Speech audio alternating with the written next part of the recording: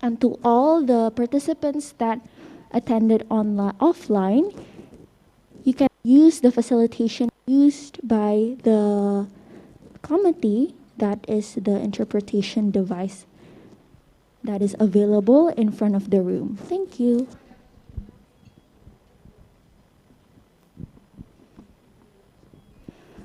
Untuk kegiatan akan dimulai saat lagi. The event is going to start in a moment.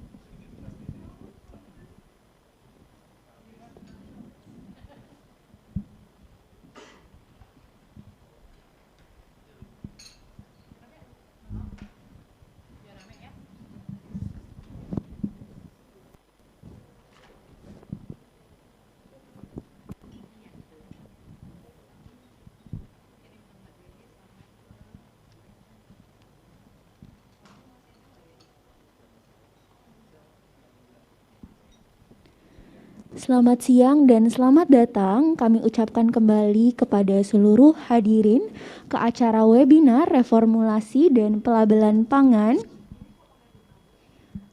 Good afternoon and welcome to all participants to the Food Reformulation and Labeling webinar.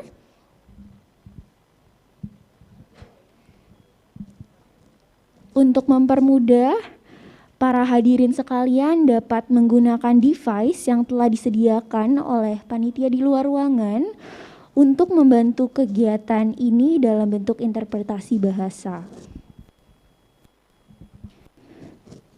To facilitate today's activity, the delegates can gain an interpretation through the Zoom meeting so that you can understand the event well. Thank you.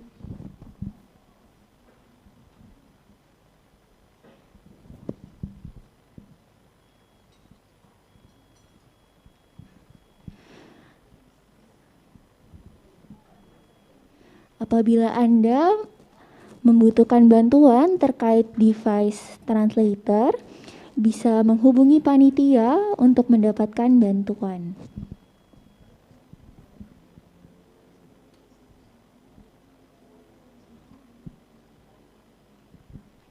If you have any troubles regarding the interpretation device, you can go ahead and contact the committee to get assisted. Thank you.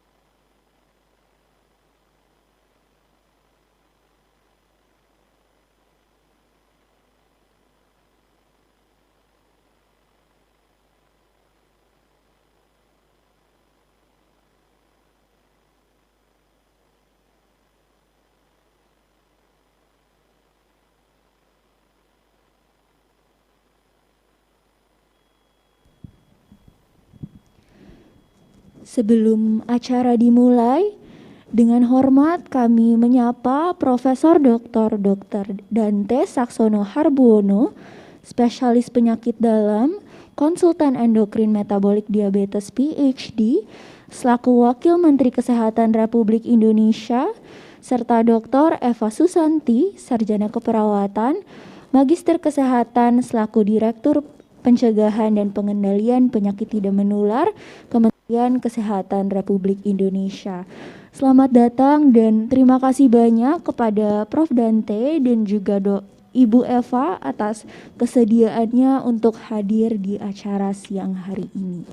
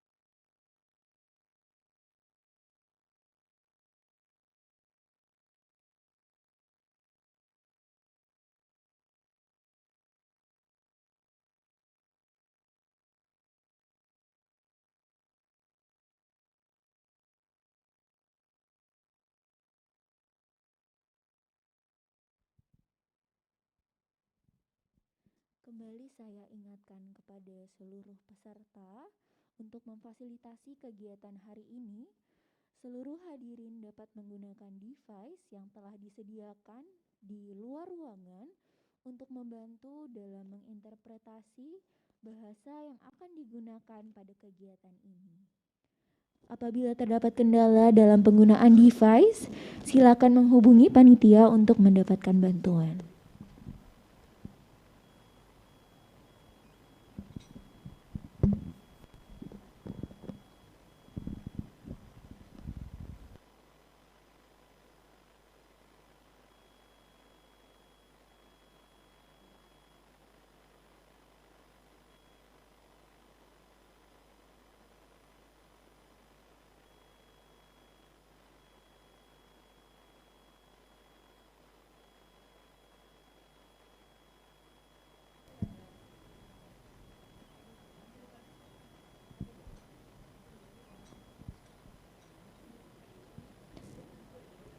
Sebelum kegiatan dimulai, izinkan kami untuk mengucapkan selamat datang kepada Profesor Dr. Dante Saksono Harbuono, spesialis penyakit dalam, konsultan endokrin metabolik diabetes Ph.D, selaku Wakil Menteri Kesehatan Republik Indonesia, serta Dr.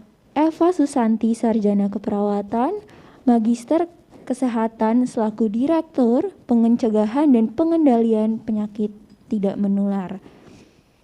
Terima kasih dan selamat datang ke acara webinar pada siang hari ini.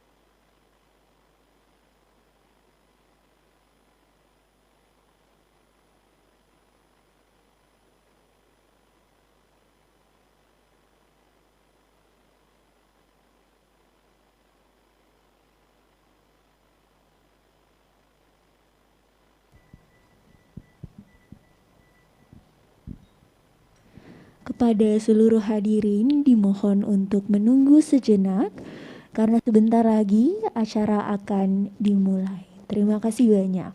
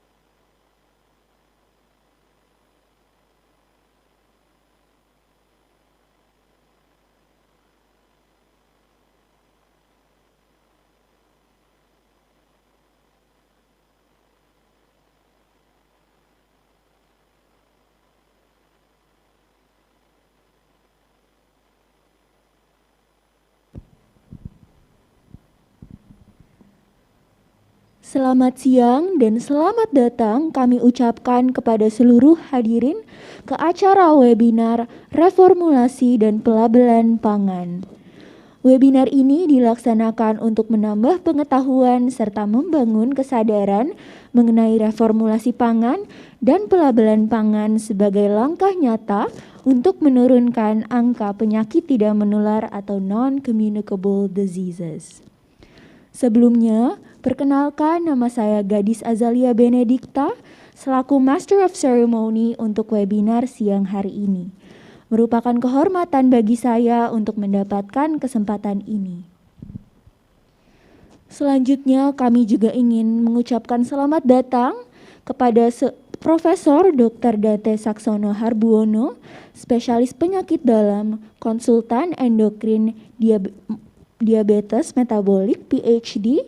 yang telah berkenan hadir pada webinar kali ini. Kemudian izinkan saya juga untuk menyapa seluruh hadirin yang telah hadir secara langsung maupun secara online ke acara siang ini. Sebelum acara dimulai, marilah kita berdoa menurut agama dan kepercayaan masing-masing. Berdoa dipersilakan. Berdoa selesai. Selanjutnya, marilah kita dengarkan laporan penyelenggaraan kegiatan oleh Dr. Eva Susanti, Sarjana Keperawatan, Magister Kesehatan selaku Direktur Pencegahan dan Pengendalian Penyakit Tidak Menular. Kepada Ibu Eva, waktu dan layar kami persilakan.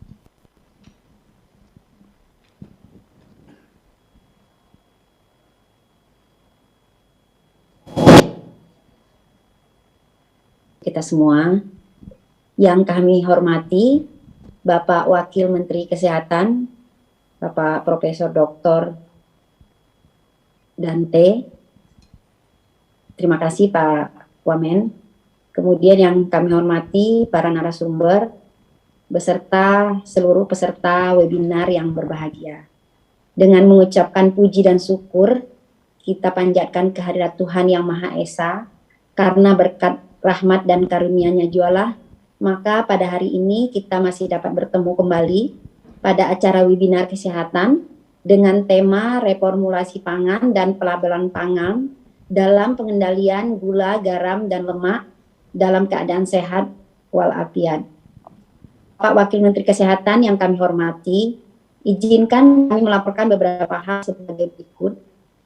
Tujuan webinar ini adalah untuk meningkatkan kapasitas Kementerian Kesehatan, dalam hal ini kami dari seluruh direktorat yang terkait serta Badan Pengawasan Obat dan tentang reformulasi pangan untuk memahami rekomendasi global, praktik terbaik dan pengalaman dari negara lain, serta untuk memutakhirkan pengetahuan teknis terutama dari seluruh lintas sektor untuk perkembangan terkini pelabelan pangan, termasuk praktik terbaik dari pengalaman dari negara-negara lain. Para peserta berasal dari Sekretariat Direktorat Jenderal P2P, kemudian Sekretariat Direktorat Jenderal Kesehatan Masyarakat, Biro Hukum, organisasi Kementerian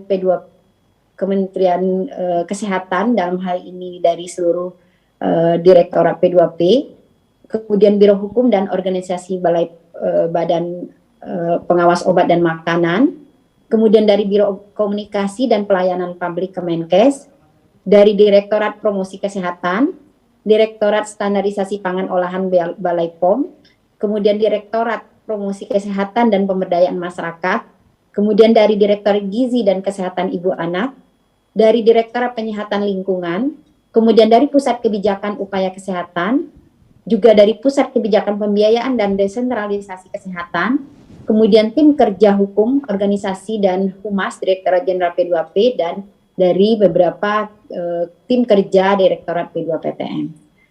Adapun narasumber berasal dari Balai POM, kemudian dari Dr. Angela De Silva, Regional Advisor Nutrition and Health for Development WHO Siaro, kemudian Katie Triu dari The George Institute for Global Health Australia, kemudian dari Alison Terson, Chief Nutritionist Public Health England, kemudian dari Eduardo Nilsson, Deputy Coordinator for Food and Nutrition at the Brazilian Ministry of Health, kemudian Dr. Saipin Kotipicen, Director of Nutrition, Ministry of Health, Public Health Thailand, Bridget Kelly, Associate Professor of Public Health Nutrition, University of Wollongong, Australia, Dr. Madapan Nair, Ministry of Health India, Dr. Banuja Wijaya Tilaka, Ministry of Health Sri Lanka.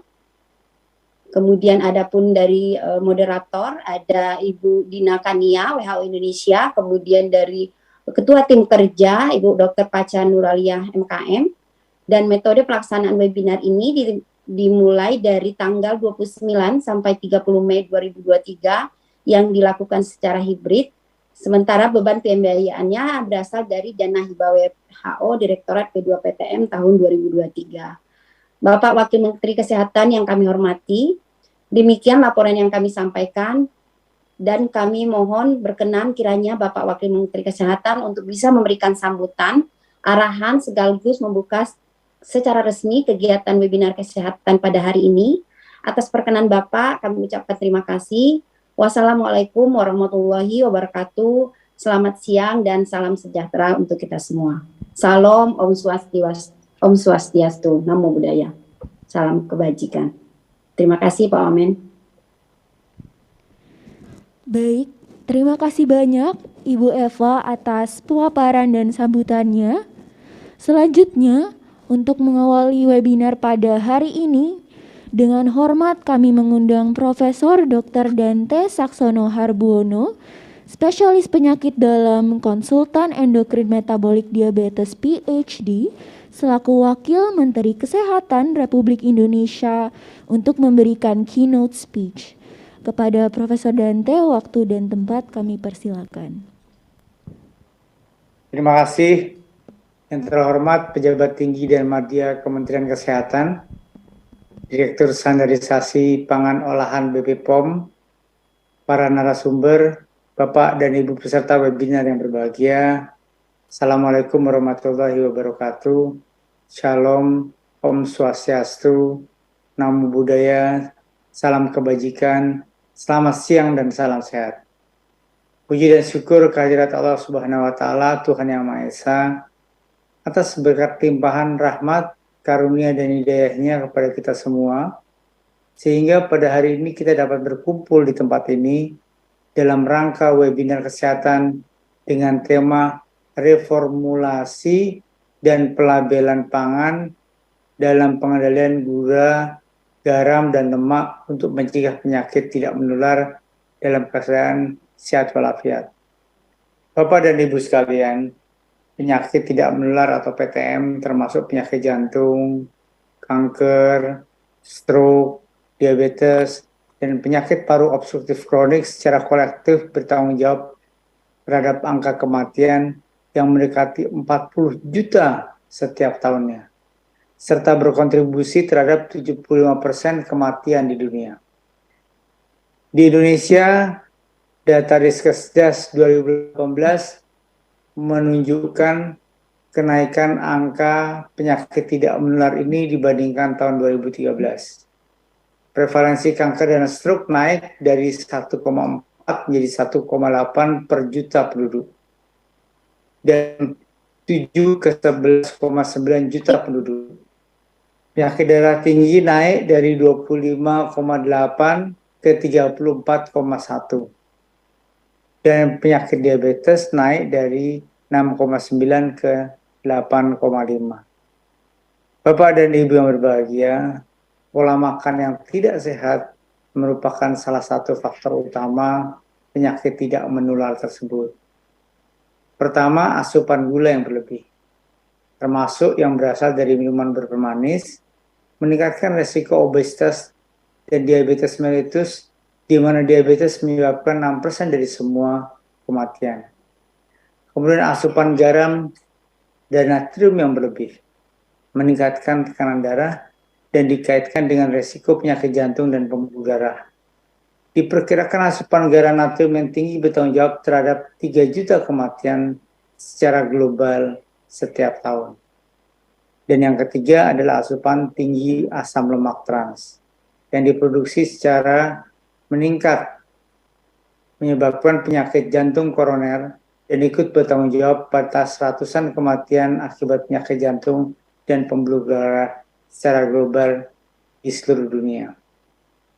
Bapak dan Ibu yang saya berbahagia, dalam upaya memperkuat percepatan penyakit tidak menular di Indonesia untuk ditanggulangi, Indonesia perlu mengambil serangkaian kebijakan dalam mengatasi konsumsi garam, gula, dan lemak yang tinggi, seperti reformulasi makanan dan minuman serta perbaikan label makanan tersebut.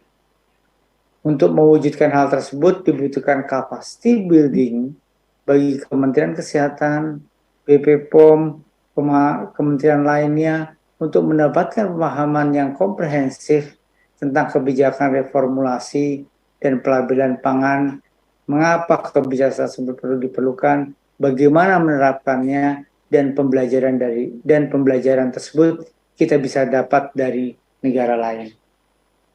Bapak dan Ibu yang saya hormati, Kementerian Kesehatan sangat menyambut baik kegiatan ini dan berharap agar seluruh rangkaian kegiatan ini dapat berjalan dengan lancar dan dapat menjadi sarana untuk berbagi pengetahuan, pengalaman, dan update informasi terkini dalam pengendalian konsumsi gula, garam, dan lemak. Semoga apa yang kita upayakan bersama ini dapat meningkatkan kualitas kesehatan Indonesia menjadi lebih baik. Dan dengan mengucapkan Bismillahirrahmanirrahim, webinar kesehatan pada hari ini saya buka secara resmi. Semoga Allah melindungi kita semua. Terima kasih. Wassalamualaikum warahmatullahi wabarakatuh.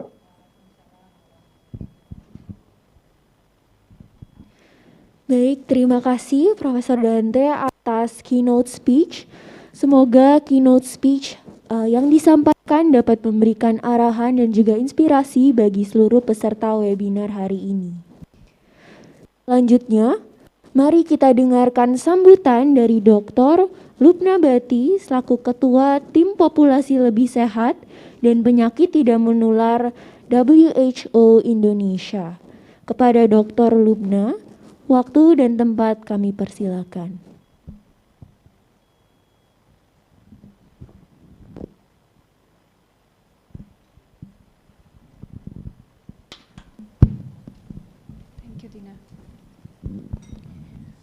Bismillahirrahmanirrahim.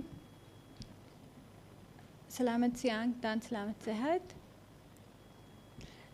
Assalamualaikum warahmatullah.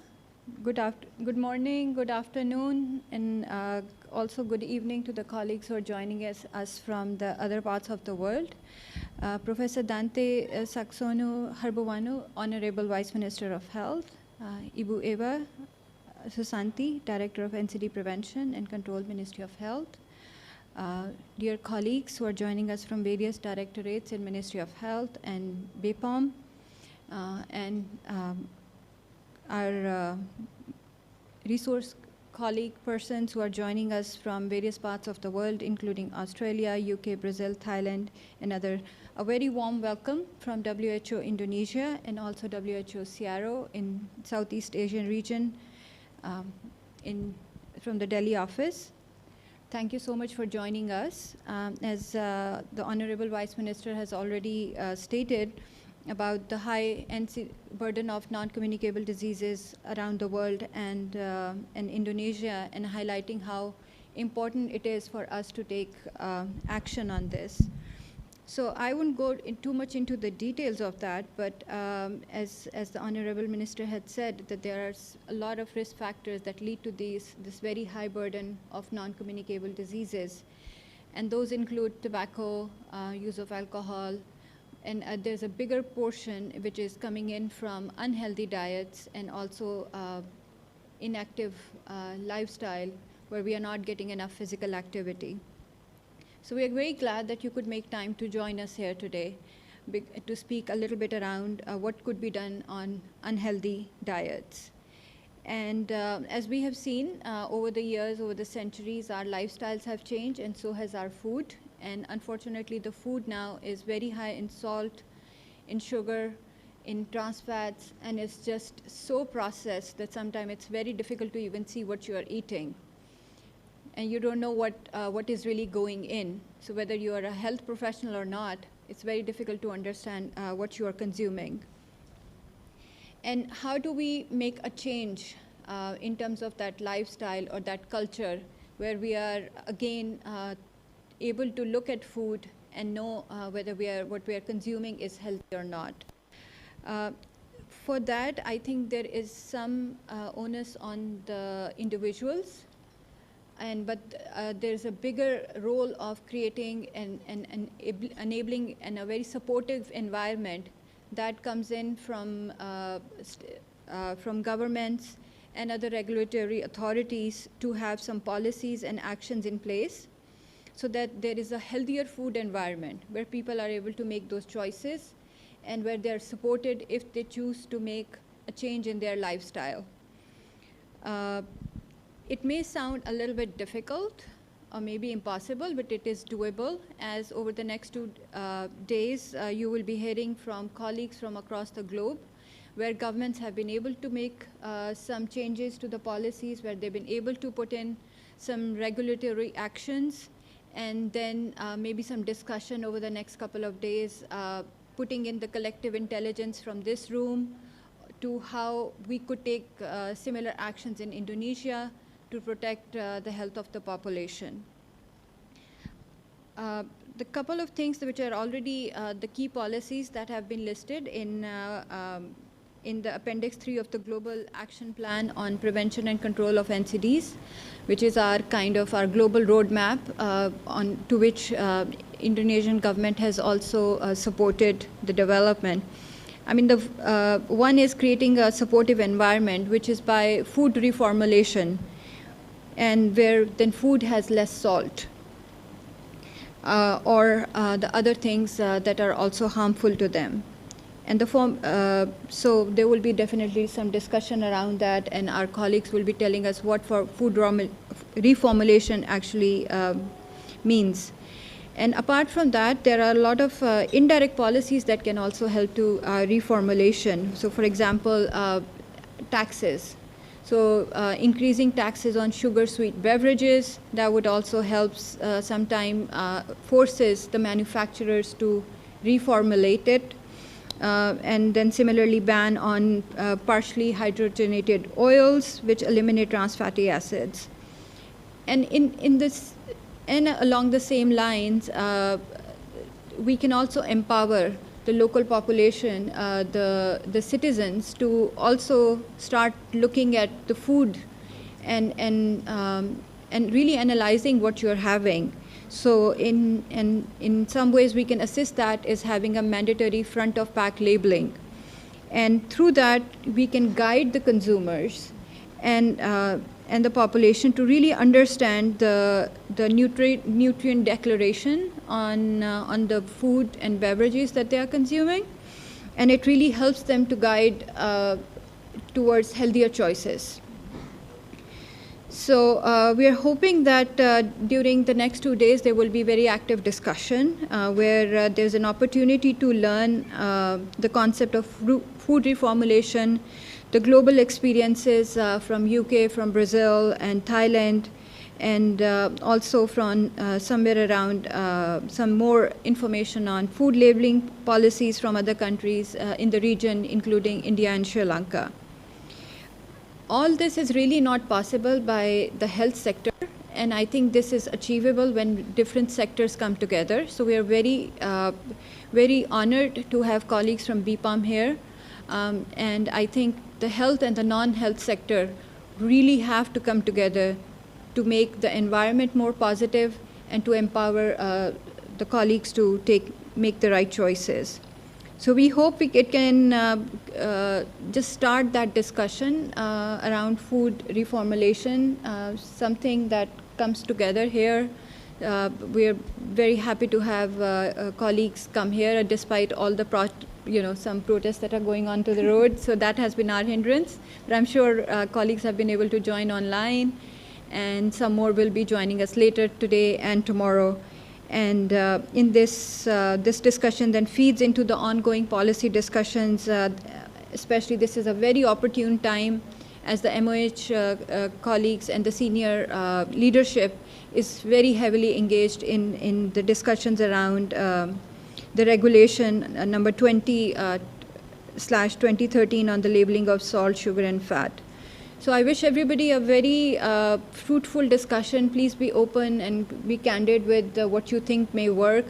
Sometimes it's really the small ideas that really bring about a lot of big changes. So I wish you wonderful discussions, and thank you very much again for your time on being here. Back to you. Terima kasih banyak Dr. Rupna atas kata pembukaannya. Sebelum berlanjut, kami mengundang seluruh hadirin sekalian, baik yang hadir secara langsung maupun secara online, untuk mengambil dokumentasi bersama.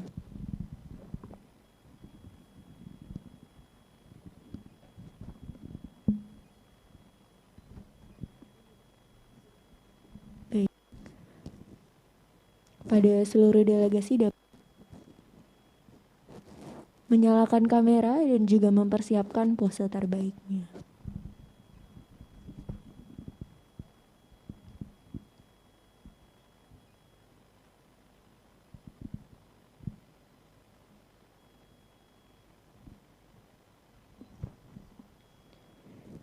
Izin mengambil dokumentasi dalam 3, 2, 1. Sekali lagi dalam 3, 2, 1. Baik, terima kasih banyak kepada seluruh hadirin dan juga kepada seluruh speakers yang sudah memberikan kata sambutan. Selanjutnya, kegiatan webinar pada hari pertama ini akan berfokus pada topik reformulasi pangan. Akan ada berbagai pembicara ahli dalam bidangnya dari berbagai negara untuk berbagi pandangannya masing-masing mengenai topik ini. Sesi pertama pada hari ini akan memberikan gambaran mengenai makan olahan di Indonesia serta pengetahuan mengenai reformasi pangan. Untuk itu, mari kita sambut moderator kita bagi sesi pertama, yaitu dr.Fatchanuraliyah, Magister Kesehatan Masyarakat, untuk memimpin sesi ini. Kepada dr.Fatchanuraliyah, waktu dan tempat kami persilakan. Ya, terima kasih MC. Baik Bapak Ibu, kita mulai untuk sesi pertama. Izinkan saya menyampaikan biodata, brief bio dari 3 narasumber pada sesi pertama ini. Pertama saya ingin menyapa terlebih dahulu para narasumber. Hello, good afternoon. Ibu Sofiani Dewi dari BPOM. Selamat datang Ibu. Ibu ya saya kira dari Amerika Bu, jadi saya menyapa dalam bahasa Inggris. Ya, terima kasih Ibu Sofiani dari Badan POM Indonesia. Kemudian di sini kita ada Dr. Angela De Silva. Good afternoon, Dr. Angela. Warmly welcome to our webinar today. Mungkin bisa disorot ya wajahnya Dr. Angela De Silva. Would you open your video, please?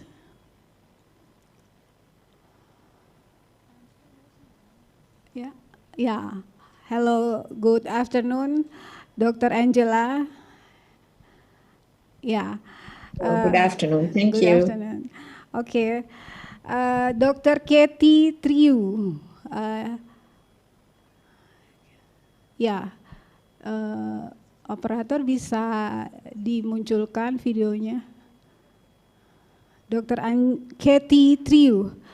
Hello, good afternoon, Dr. Katie. Yeah. Good to see you today. Good to see you too. Yeah. Okay. We are very proud to announce you the two speakers of first session, Dr. Angela and Dr. Katie. Okay. First presenter from Indonesia, Sofiani Dewi. Mungkin bisa saya sampaikan. Beliau adalah koordinator kelompok substansi standarisasi pangan olahan keperluan gizi khusus, klaim dan informasi nilai gizi, serta pangan dengan proses tertentu dan cara produksi pangan tertentu, Balai Pengobatan Obat dan Makanan Indonesia. Ya, oke. Selamat bergabung Ibu Sofi. Ya, kemudian Dr. Angela is Regional Advisor Nutrition and Health Sector WHO CRO. And then Dr. Katie Triu, is it right? I spell your name? Ya, Dr. Katie Triu, Senior Researchers in George Institute for Global Health. And she is also acting director for Center for WHO Collaboration for sodium reduction. Yeah, yeah. I thought it is true that I explain about Dr. Katie Triu. Okay. The first presenter yang pertama akan disampaikan oleh Dr. Sofiani. Materinya tentang makanan olahan di Indonesia, kandungan garam, gula, dan lemak yang tidak sehat. Ya, waktu dan tempat juga layar saya persilahkan.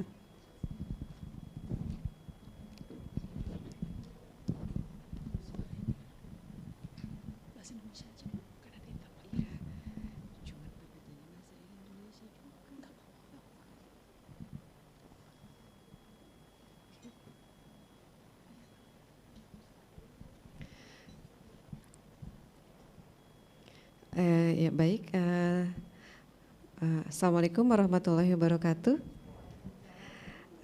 Selamat siang Bapak Ibu semua, terima kasih Bu Facha atas perkenalan singkatnya tadi ya. Sebelumnya saya ingin menyapa dulu yang saya hormati Profesor Dr. Dante M.Kes RI ya, tadi yang memberikan sambutan, kemudian Ibu Dr. Lubna Bati dari WHO Indonesia, kemudian Ibu Direktur P2PTM dari Bu Eva dari M.Kes, kemudian Ibu Dina Kania dari WHO, kemudian pembicara lainnya yang satu sesi ini, yaitu Dr. Angela dari WHO Searo dan juga Dr. Kathy Triu ya from George Institute. Baik, terima kasih. Sesuai dengan jadwal, tema yang diberikan kepada saya, perkenalkan dulu, mungkin nama saya Sofiani Dewi dari Badan POM, Direktorat Standarisasi Pangan Olahan. Saya akan mencoba menyampaikan paparan terkait dengan mungkin temanya yang disampaikan, yang diminta untuk disampaikan saat ini. Sebentar. Adalah terkait dengan sekilas makanan olahan di Indonesia, kandungan garam, gula, dan lemak yang tidak sehat. Saya coba share screen dulu.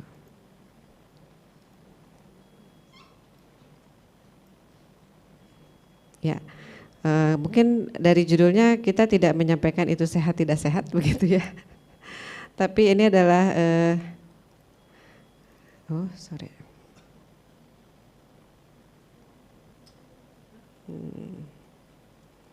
share screen dulu.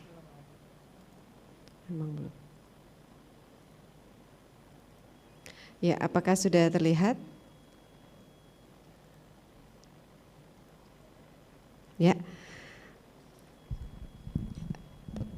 Ya, baik, kita mulai terlebih dahulu dari outline. Jadi nanti akan disampaikan terkait dengan pendahuluan, kemudian kebijakan Badan POM terkait dengan kandungan dan pelabelan GGL pada pangan olahan, kemudian penutup. Baik, sebagaimana peraturan perundang-undangan bahwa ketentuan mengenai pangan itu diatur dalam Undang-Undang Nomor 18 Tahun 2012 tentang pangan. Di sini memang diatur terkait dengan keamanan pangan, label dan iklan pangan, pengawasan, dan tentunya ini mencakup juga terkait dengan kandungan zat gizi dalam suatu pangan, termasuk garam, kandungan garam, gula, dan lemak begitu ya. Dan karena pangan ini merupakan satu komoditi yang pengawasannya itu diatur oleh multisektor kementerian dan lembaga di Indonesia ini, maka diatur terkait pembagian kewenangan, yaitu di mana untuk pangan yang berupa pangan segar itu otoritinya adalah Kementerian Pertanian, K.K.P. dan Pemda, dan mungkin saat ini sudah ada juga lembaga yang baru dibentuk yaitu Badan Pangan Nasional. Kemudian untuk pangan olahan di sini otoritinya ada di Badan POM, ada di Kementerian Kesehatan, Kementerian Perindustrian, Kementerian Perdagangan, dan di Pemda, dan semuanya bergerak sesuai dengan kewenangan masing-masing yang diatur dalam Undang-Undang Pangan dan di Peraturan Pemerintah Nomor 86 Tahun 2019 tentang keamanan pangan. Ini secara ringkasnya saja bagaimana proses pengawasan keamanan pangan di Indonesia, sebenarnya yang tadi ya. Nah, dalam melakukan pengawasan terhadap pangan olahan yang beredar, dilakukan dua sisi pengawasan, yaitu ada pengawasan pre-market atau pre-market evaluation yang terdiri dari di sini ada penyusunan regulasi, standar acuan terkait keamanan dan mutu. Mutu di sini termasuk dengan gizi, yaitu kandungan gizinya, dan juga salah satunya adalah kandungan garam, gula, dan lemak. Kemudian dilakukan juga pemeriksaan sarana produksi, evaluasi registrasi produk. Kemudian setelah suatu produk itu lolos dari pre-market evaluation, kemudian dilakukan pengawasan di post-market, yaitu di pemeriksaan sarana produksinya, pemeriksaan sarana peredarannya, evaluasi pangan ekspor impor, sampling dan pengujian, serta pengawasan terkait dengan label dan iklan pangannya. Nah, bagaimana kebijakan BPOM terkait kandungan dan pelabelan garam, gula, lemak pada pangan olahan? Pembatasan kandungan GGL pada pangan olahan itu telah ada di beberapa peraturan Badan POM. Yang pertama itu adalah Peraturan Badan POM nomor 34 tahun 2019 tentang kategori pangan. Di sini diatur salah satunya yaitu persyaratan kandungan gula, garam, dan lemak yang menjadi karakteristik dasar dari beberapa jenis pangan. Jadi seperti contohnya di sini untuk susu bubuk ditetapkan kadar gula minimum kadar gulanya sebagai sakarosa minimum 55%. Jadi di sini ada beberapa jenis pangan yang memang ada diatur karakteristik dasarnya suatu kandungan GGL-nya itu menjadi salah satu karakteristik dasarnya. Ini menjadi penting nanti dalam rangka nanti mungkin melakukan reformulasi gitu ya. Jadi memang ada beberapa yang memang kandungan gula, garam, dan lemaknya ini menjadi salah satu karakteristik dasar suatu pangan tersebut. Kemudian di sini ada juga Peraturan Badan POM nomor 1 tahun 2018 dan perubahannya terakhir di tahun 2020 tentang pengawasan pangan olahan untuk keperluan gizi khusus. Di sini adalah untuk pangan-pangan yang khusus untuk bayi, anak, dan juga untuk ibu hamil menyusui, begitu untuk yang diet dan sebagainya ada di peraturan ini. Dan pada peraturan ini juga ditetapkan persyaratan kandungan gizinya. Seperti misalnya untuk formula bayi, di sini ada ketentuan bahwa tidak boleh menambahkan sukrosa, begitu ya. Kemudian jika diperlukan itu diperbolehkan, namun maksimum 20% dari total karbohidrat. Dan di sini fruktosa ini sama sekali tidak boleh digunakan. Ini tentunya mengacu kepada peraturan internasional, ya salah satunya dari kodeks. Kemudian di sini seperti ini lanjutannya ya di peraturan PKGK. Seperti di sini misalnya ada PKMK untuk penyandang diabetes, di sini ditentukan untuk sukrosa dan glukosanya kurang dari 1,25 gram per 100 kcal. Nah, bagaimana pelabelan gizinya? Nah, untuk pelabelan gizinya secara komprehensif ini sudah diatur ya, dan ada beberapa peraturan yang mengatur bagaimana pencantumannya. Yaitu peraturannya ada di Perbepom nomor 31 tahun 2018, di sini tentang label pangan olahan. Kemudian nanti ada peraturan lanjutannya yaitu Peraturan Bepom nomor 26 tahun 2021 tentang informasi nilai gizi pada label pangan olahan. Ya, kemudian ada Peraturan Bepom nomor 1 tahun 2022 tentang pengawasan klaim pada label dan iklan pangan olahan. Nah, selanjutnya di sini juga untuk informasi nilai gizi ini ada turunannya lagi yaitu Peraturan Bepom nomor 16 tahun 2020 tentang pencantuman informasi nilai gizi untuk pangan olahan yang diproduksi oleh UMK. Dan ada keputusan Kepala Badan POM tentang penambahan jenis deskripsi nilai kandungan gizi dan takaran saji pangan olahan yang diproduksi oleh UMK yang wajib mencantumkan informasi nilai gizi.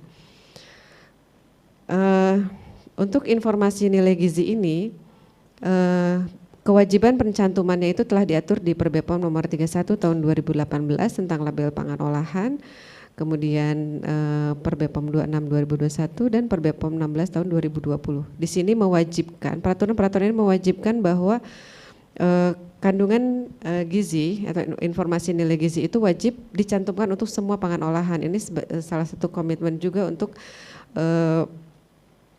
agar konsumen mengetahui kandungan gizi yang ada dalam suatu produk yang akan dikonsumsinya. Jadi saat ini pencantuman informasi nilai gizi wajib untuk semua pangan olahan. Bagaimana untuk mencantumkannya? Kita sudah menetapkan formatnya untuk tabel informasi nilai gizinya. Dan di sini ada ditentukan jenis dan kandungan zat gizi dan non gizi. Terdapat 7 zat gizi yang wajib dicantumkan yaitu energi total, lemak jenuh, protein, karbohidrat total, gula, garam. Di sini sebagai natrium.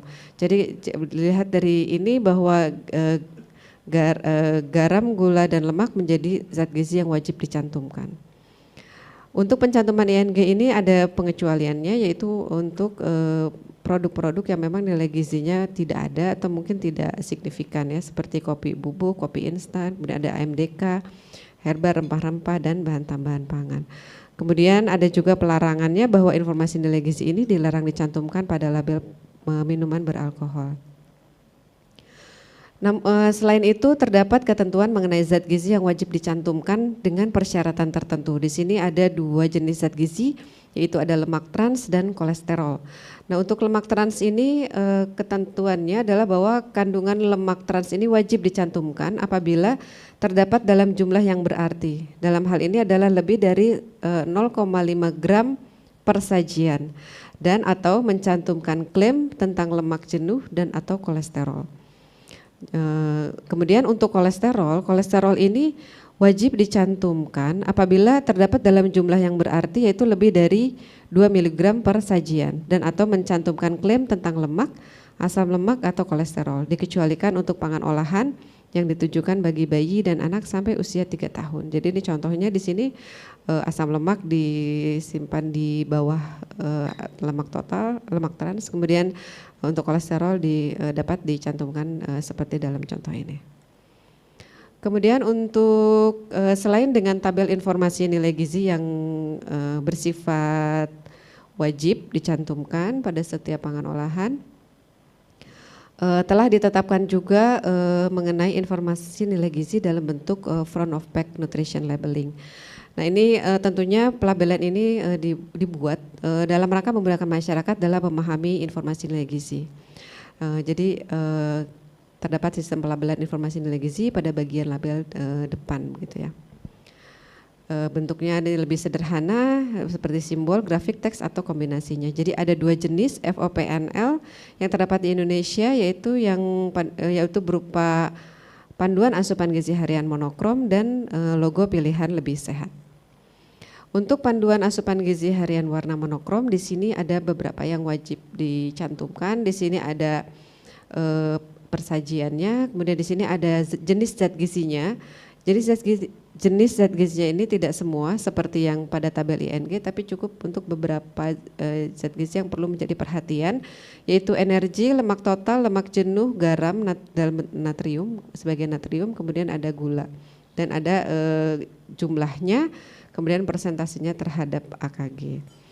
Pencantuman informasi nilai gizi pada bagian label ini disebut monokrom karena memang dia harus dicantumkan dalam bentuk dan warna yang sama. Kemudian ada ketentuan yang khusus untuk pangan olahan yang mengandung susu. Jadi untuk pangan olahan berupa susu atau hasil olahannya atau pangan olahan yang mengandung susu, yaitu bahwa gula itu dapat dihitung tidak termasuk laktosa. Jadi yang disampaikan di sini tidak termasuk laktosa.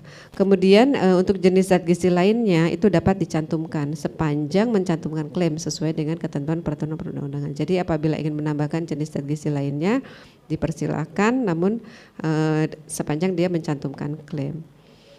Untuk logo pilihan lebih sehat, logo pilihan lebih sehat ini produk-produk yang telah mencantumkan logo pilihan lebih sehat, artinya bahwa produk tersebut telah memenuhi kriteria lebih sehat berdasarkan kandungan gizi dibandingkan dengan produk sejenis apabila dikonsumsi dalam jumlah yang wajar. Untuk syarat pencantumannya ini harus memenuhi kriteria profil gizi yang ditetapkan untuk setiap pangan olahan, di mana kriteria profil gizinya itu yaitu dengan pembatasan kadar gula, garam, lemak, dan persyaratan zat gizi positif seperti kalsium dan serat pangan. Nah saat ini sudah ditetapkan 20 kelompok pangan yang telah ditetapkan profil gizinya untuk pencantuman logo pilihan lebih sehat. Jadi saat ini memang baru untuk kelompok-kelompok pangan inilah yang 20 ini yang telah ditetapkan profil gizinya sehingga dapat mencantumkan logo pilihan lebih sehat. Tentunya logo pilihan lebih sehat ini walaupun saat ini memang bersifat voluntary, tapi ini diharapkan dapat mendorong industri pangan untuk mereformulasi pangannya sehingga dapat memproduksi pangan-pangan dengan kadar GGL yang rendah dibanding yang sebelumnya. Untuk produk dengan logo pilihan lebih sehat ini saat ini dari April 2018 sampai dengan April 2023 itu sekitar ada 138 kelompok pangan yang telah mencantumkan logo pilihan lebih sehat. Di sini yang terbesar ada di susu rasa.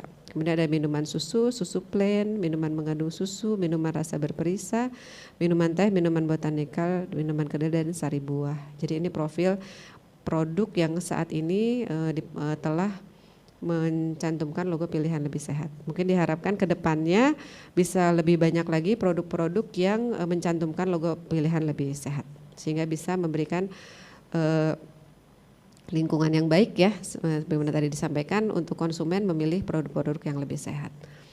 Kemudian untuk UMK, untuk informasi nilai gizi pada pangan olahan yang diproduksi oleh UMK, salah satu upaya dari Badan POM untuk membantu mereka yang mungkin kesulitan untuk melakukan hasil menganalisis zat gizinya, mungkin karena dengan berbagai keterbatasan, maka ditetapkan bahwa pencantuman tabel ING untuk UMK ini tidak harus berdasarkan hasil analisis laboratorium ya, dan tapi kita sudah menyiapkan atau mengatur tentang deskripsi nilai kandungan gizi per 100 gram dan takaran saji pangan olahan untuk UMK yang saat ini telah ada 163 jenis pangan. Jadi untuk 163 jenis pangan yang diproduksi UMK dan telah ditetapkan jenis dan deskripsinya, kandungan gizinya dan takaran sajinya, maka untuk produk pangan tersebut bisa langsung menggunakan nilai kandungan gizinya ini berdasarkan yang telah ditetapkan. Mereka tinggal mengkonversi menjadi per takaran sajinya. Dan untuk lebih memudahkan lagi, kita juga telah menyiapkan aplikasi sehingga UMK ini dapat terbantu ya, dan juga pelaku usaha pangan lainnya sebenarnya dalam mengimplementasikan tabel informasi nilai gizi pada label pangan olahan. Jadi sebagaimana tadi disampaikan, kalau dalam peraturan untuk UMK itu kan yang ditetapkan nilai gizinya adalah per 100 gram, sementara nanti untuk tabel informasi nilai gizi itu kan per sajian, jadi perlu konversi. Nah, dengan menggunakan aplikasi ini mereka tinggal menetapkan berapa takaran sajinya, sehingga nanti akan dihitungkan informasi nilai gizinya sesuai dengan takaran saji yang mereka masukkan dalam aplikasi ini. Sebenarnya aplikasi ini juga tidak terbatas hanya untuk UMK, tapi juga bisa digunakan untuk industri besar atau industri yang memang dia juga bisa mampu untuk melakukan uji laboratorium secara mandiri ya. Jadi mereka tinggal menginput hasil COA-nya, nanti akan dihitungkan oleh aplikasi berdasarkan per takaran sajinya. Kemudian untuk pesan kesehatan, dalam peraturan Badan POM nomor 31 tahun 2018 tentang label pangan olahan, di situ ada suatu ketentuan bahwa label yang mengandung gula, garam dan atau lemak dan dikonsumsi dalam jumlah yang dapat menimbulkan risiko penyakit tidak menular wajib dicantumkan informasi pesan kesehatan. Di mana di sini pelaksanaannya dilakukan secara bertahap dengan jenis pangan olahan, sesuai dengan jenis pangan olahan dengan mempertimbangkan risiko kejadian penyakit tidak menular. Adapun penetapan jenis pangan olahan dilakukan oleh Kementerian Kesehatan. Jadi untuk pesan kesehatan ini mengikuti ketentuan dari Kementerian Kesehatan. Adapun redaksinya yaitu disesuaikan dengan Permenkes 30 2013, yaitu bahwa konsumsi gula lebih dari 50 gram, natrium lebih dari 2000 mg, atau lemak total lebih dari 67 gram per orang per hari berisiko hipertensi, stroke, diabetes, dan serangan jantung. Adapun untuk klaim pada pangan olahan ya, bahwa di sini ditetapkan juga ketentuan mengenai klaim gizi dan kesehatan. Untuk pangan-pangan yang dapat mencantumkan klaim sebagai syarat utamanya adalah bahwa pangan olahan itu mempunyai profil gizi seperti ini, yaitu bahwa ditentukan mengenai persyaratan asupan persajiannya itu tidak lebih dari 18 gram untuk lemak totalnya, 6 gram untuk lemak jenuh, 60 mg kolesterol, dan 300 mg natrium. Jadi produk-produk yang mempunyai kandungan lemak total, lemak jenuh, kolesterol, dan natrium seperti ini yang yang memenuhi persyaratan inilah yang boleh mencantumkan klaim gizi dan kesehatan. Walaupun nanti ada pengecualiannya, terutama untuk disesuaikan dengan nanti klaim yang akan dicantumkan. Nah, untuk pencantuman klaim itu selain tadi persyaratan asupan persajiannya Juga ada pertimbangan lain yaitu jenis, jumlah dan fungsi zat gizi, jumlah pangan yang wajar dikonsumsi sehari, pola konsumsi gizi seimbang, kondisi kesehatan masyarakat, kelayakan pangan sebagai pembawa zat gizi, dan tentunya adalah kelayakan pangan untuk mencantumkan klaim. Untuk klaim pangan olahan tersebut, pangan olahan terkait dengan klaim gula, garam, dan lemak, di sini telah diatur mengenai klaim kandungan gula, garam, dan lemak ya, misalnya ada rendah gula, bebas gula, begitu ya. Kemudian ada klaim perbandingan gula, garam, dan lemak. Untuk klaim perbandingan ini misalnya kurang gula gitu ya, atau diperkaya misalnya, diperkaya nggak mungkin perkaya gula ya. Nah ini jadi klaim perbandingan itu tentunya dia dibandingkan dengan produk yang diproduksinya oleh industri yang sama. Kemudian klaim tanpa penambahan gula dan klaim tanpa penambahan garam, gitu ya. Di sini ada contohnya. Baik, sebagai penutup bahwa Badan POM dalam hal ini mendukung dan berkomitmen ya dalam upaya penurunan kandungan GGL pada pangan olahan, di mana cakupan upaya BPOM ini mulai dari penyusunan regulasi dan pengawasan pre dan post market terhadap kandungan dan pelabelan GGL. BPOM juga mendorong pelaku usaha untuk dapat melakukan reformulasi atau inovasi produk pangan yang sejalan dengan kebijakan gizi nasional melalui kewajiban pencantuman ING dan ketentuan logo pilihan lebih sehat. Demikian yang bisa disampaikan Ibu Fatcha. Terima kasih. Assalamualaikum warahmatullahi wabarakatuh.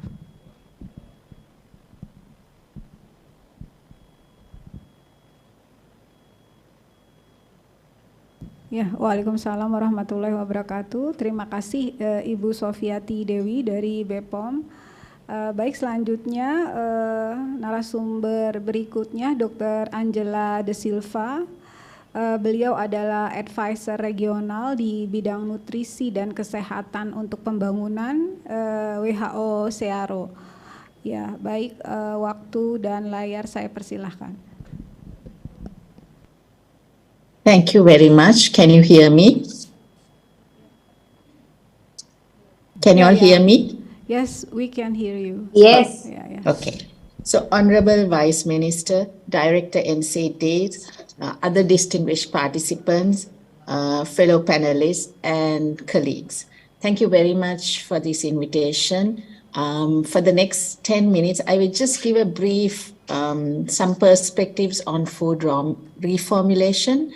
The fellow panelist before me has already described what is being done by the Badan POM in Indonesia to support healthier diets. And hopefully the reflections that I have will also encourage further discussion on improving some of these policies.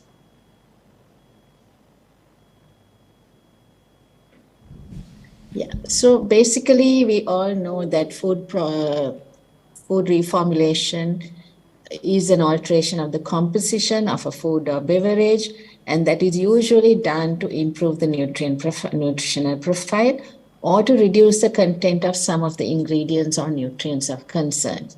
Now, there's a lot of different types of reformulation, but in the context of NCDs, we are focusing on energy, salt, sugar, and fat. And this is to ensure that there are healthier products for consumers. And one advantage of food reformulation is that usually the food behaviors of consumers do not need to change when foods are reformulated, or when it's gradually reformulated to a better nutrient profile. Usually consumers do not get any taste differences and so on. Therefore, they do not have to make huge behavior changes. However, one thing to remember right throughout the discussions on reformulation is that reformulation of these highly processed packaged foods does not eliminate the concerns of a high consumption of such foods. And ideally, we should promote consumption of fresh and home-prepared foods, which are locally produced, and that should be prioritized over highly processed foods, including the reformulated products. Now, if you look at why we need to reformulate, diet is a huge component of risk for various NCD risks. 1.8 million deaths have been attributed to excess salt and sodium intake. 500,000 deaths globally due to trans fatty acid intake. excess of sugar is associated with dental caries, obesity, and diabetes. And unhealthy diets overall are associated with overweight and obesity, as well as undernutrition and micronutrient deficiency. So when we generally talk about unhealthy diets, we tend to focus on the salt, sugar, and fat and the NCD risk. But we also need to remember that most of these foods are deficient in micronutrients, deficient in protein and other healthy nutrients, healthful nutrients, and therefore they can also lead to some risk of undernutrition. Now, if you look at this global risk, the latest 2019 global burden of disease risk, you can see that dietary risks are one of the highest sources of dailies attributed daily. So approximately about 7 disability adjusted life years are attributed to dietary risk. And in the dashed line, what I have shown is the other areas where diet has an impact on high body mass intake, on high fasting blood sugar, high systolic blood sugar pressure, where we know that sodium has an impact. So there's a lot of, there's a huge component of dietary risk in NCDs and other risk factors. Now, so what are the policies that have been promoting the improvement of diet? So we know that the global strategy on diet and physical activity and health 20 years ago, about 20 years ago, was the first, one of the early policy promoters which supported the improvement of diets. And this also mentions reformulation, public-private sector partnerships in order to reformulate diets. And this was WHO resolution, and Indonesia is one of the countries that are signatory or agreeable to this resolution. Then, of course, as my colleague Lubna mentioned, the NCD Global Action Plan also supports reformulation of products. Then our own regional strategic action plan, which was endorsed at the regional committee and supported by all countries, also supports reformulation. And then we have one of the very commonly used packages which supports sodium reformulation, and that is a shake package. And we know that one of our key global targets is the 30% relative reduction in mean population intake of salt, and this is supported by the shake technical package, which has food reformulation as one of the actions to be taken. Now, food reformulation obviously can be supported and promoted on its own, but there are also other policies which will lead to food reformulation, and this will be described later on in the session by one of the other colleagues.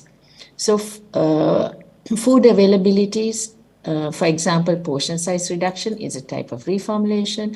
But the more common ones are on eliminating trans fatty acids in the food supply, therefore reformulating foods to a better profile with low or no trans fatty acids, and then low sodium. These are the two common reformulations for which there is a lot of evidence. Then, of course, there's also reformulation of beverages to a lower sugar profile, and this has been pushed and promoted because of fiscal policies such as SSPs. Then, of course, behavior change communication and consumer education also lead to a demand for healthier products, and this, as well as other policies such as food labeling, restricting of marketing of foods, and school food procurement, all these will promote reformulation in addition to reformulation being done as a way of on its own without, as a way of promoting healthier diets. Now, do we have any evidence to show that food reformulation has an impact on nutrient intakes and health? Yes. There are modeling studies as well as actual data that show that there's a significant effect of food reformulation on nutrient intakes and health, especially for sodium and for trans fatty acids. There's a systematic review of modeling studies which show that there is impact of reformulation on both consumption, that means reduced consumption of sodium, as well as on health. Trans fatty acids reduce CVD risk, And of course, there's another assessment of 59 studies on impact of food reformulation on food choice, nutrient intakes, and health status. It found that reformulated products are generally accepted and purchased by consumers and led to improved nutrient intakes in 73% of the studies. And a meta-analysis of the same study showed a 0.57 gram a day with a confidence interval given here of reduction in salt intake. So there is enough evidence to show that food reformulation is one key factor. I would like to also draw your attention to this slide, which shows the country or the regional intake of different products, processed packaged foods in the different regions. On the right side key shows the different products, and what's shown at the bottom are the different regions. So this, if you can see my cursor, the fourth one shows Central and East Asia. And this is where Indonesia would come in. And you can see that from 2006 to 2024, which is a projection, you can see that the level of processed packaged foods is increasing significantly. And the components that have increased drastically are the sauces, dressings, and condiments, as well as the instant noodles and ready meals, as well as some other products. So the message here is there are some very key products that probably would benefit, or people would benefit by reformulation of these products. One is, of course, the noodles, the sauces, and so on. Now, one argument or one observation that is usually said is that policies to promote food reformulation are, of course, more effective for improving diets in countries where there's a higher consumption of processed packaged foods. Yes, this is true. But if you look at the region of Southeast Asia, you can see that the consumption is going up significantly. So you do not want to wait till it reaches the levels of, say, North America or Australia. You want to start now and promote healthier products in the market. Therefore, reformulation needs to start early. And if you want to look at products which are products which really need to be reformulated, you can do an analysis and maybe find out a couple of different food categories where their reformulation would really benefit population health. So food reformulation can take many forms. It could be purely market-driven, or it could be mandatory. Most of the reformulation in most countries so far have been voluntary. And what happens is with voluntary reformulation, there's uneven coverage and also increase of some other unhealthy nutrients or ingredients, as I will show in my next slide. Mandatory reformulation allows for public sector to set and monitor health-based targets, and also creates an equal environment for all industries. Now, that is one of the reasons that we are setting some regional sodium targets, which my colleague Kathy will talk about in the next, my fellow panelist Kathy will speak about in the next couple of minutes.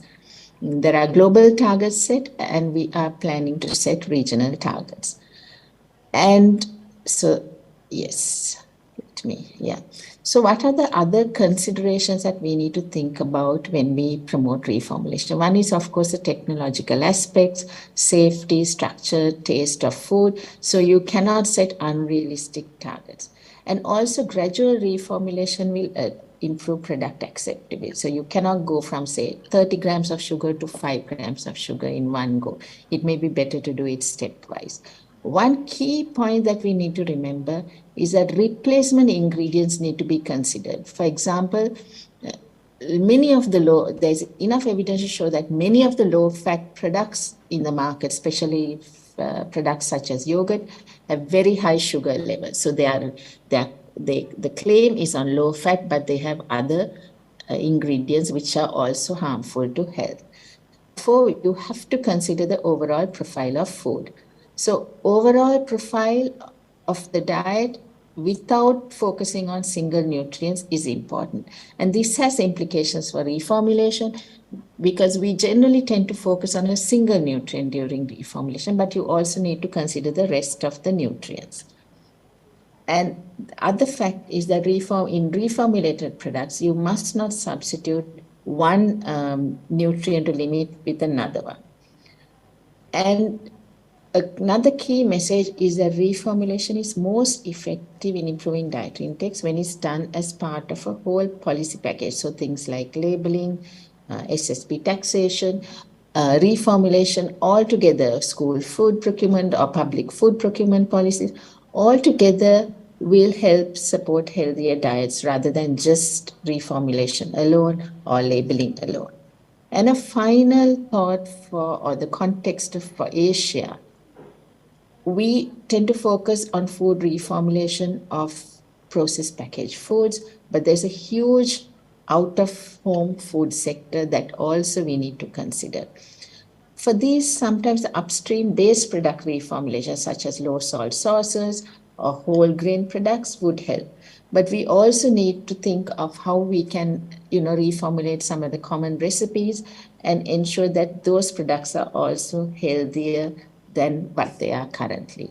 So I will stop there, and thank you very much again for listening to this. Thank you.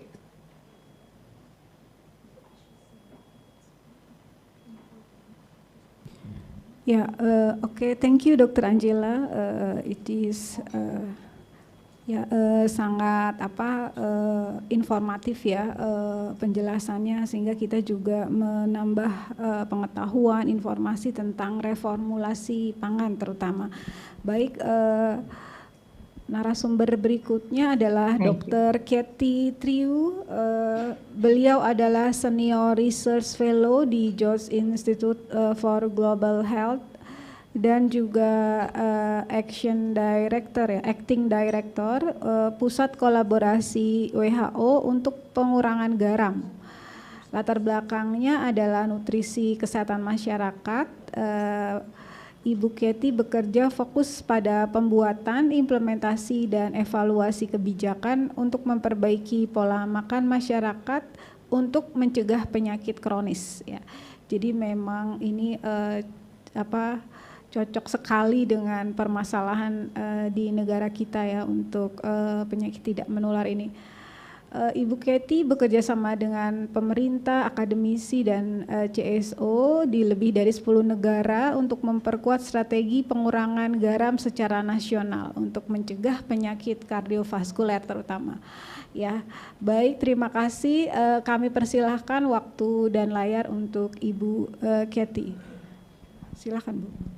Thank you so much, I hope you can see my slides. I'll start sharing my screen now. Can you see that okay? Please let me know if you cannot see that okay. Yeah, okay, great. So thank you and good afternoon, fellow colleagues in Indonesia. Thank you so much for the opportunity to speak with you today at this webinar on food reformulation. As Angela mentioned earlier, I will be presenting our Southeast Asia regional sodium reformulation targets to reduce sodium levels in packaged foods for the prevention of cardiovascular diseases and non-communicable diseases. Now, these targets are still draft, and we plan to present these to all countries in the Southeast Asia region to get their feedback and thoughts. But this is a first sneak peek into the targets for you all. So, as we've already heard, too much sodium or salt causes high blood pressure, which thereby causes heart disease, strokes, kidney disease, and stomach cancer. A lot of the salt we eat comes from various foods, but increasingly and mostly in high-income countries, it's processed packaged foods. But we know, and Angela has mentioned this, it's increasing in low and middle-income countries. So we really need to address the sodium or the salt content in processed and packaged foods now.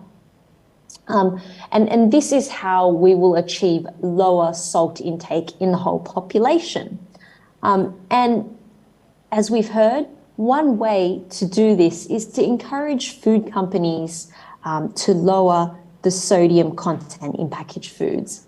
And we do this by setting what we call sodium content targets or limits for different packaged foods.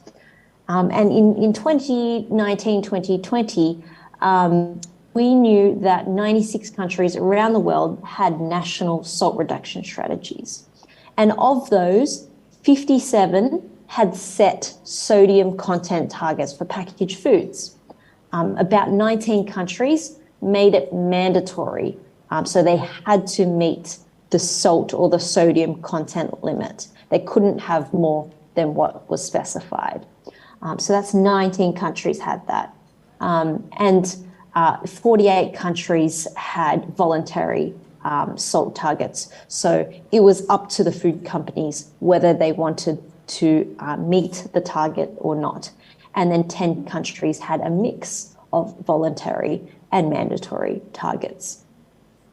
And then in 2021, the World Health Organization established the global sodium benchmarks for 58 packaged foods. And the aim of this was to really support countries to establish targets in their own countries. We know from past experience, it can take a long time to set targets, and it can be quite resource intensive to set targets. For example, in Australia here, we took 5 years to set targets. And so by WHO releasing global benchmarks, this can help speed up the process. However, these global sodium benchmarks, they're not developed for the Southeast Asia region.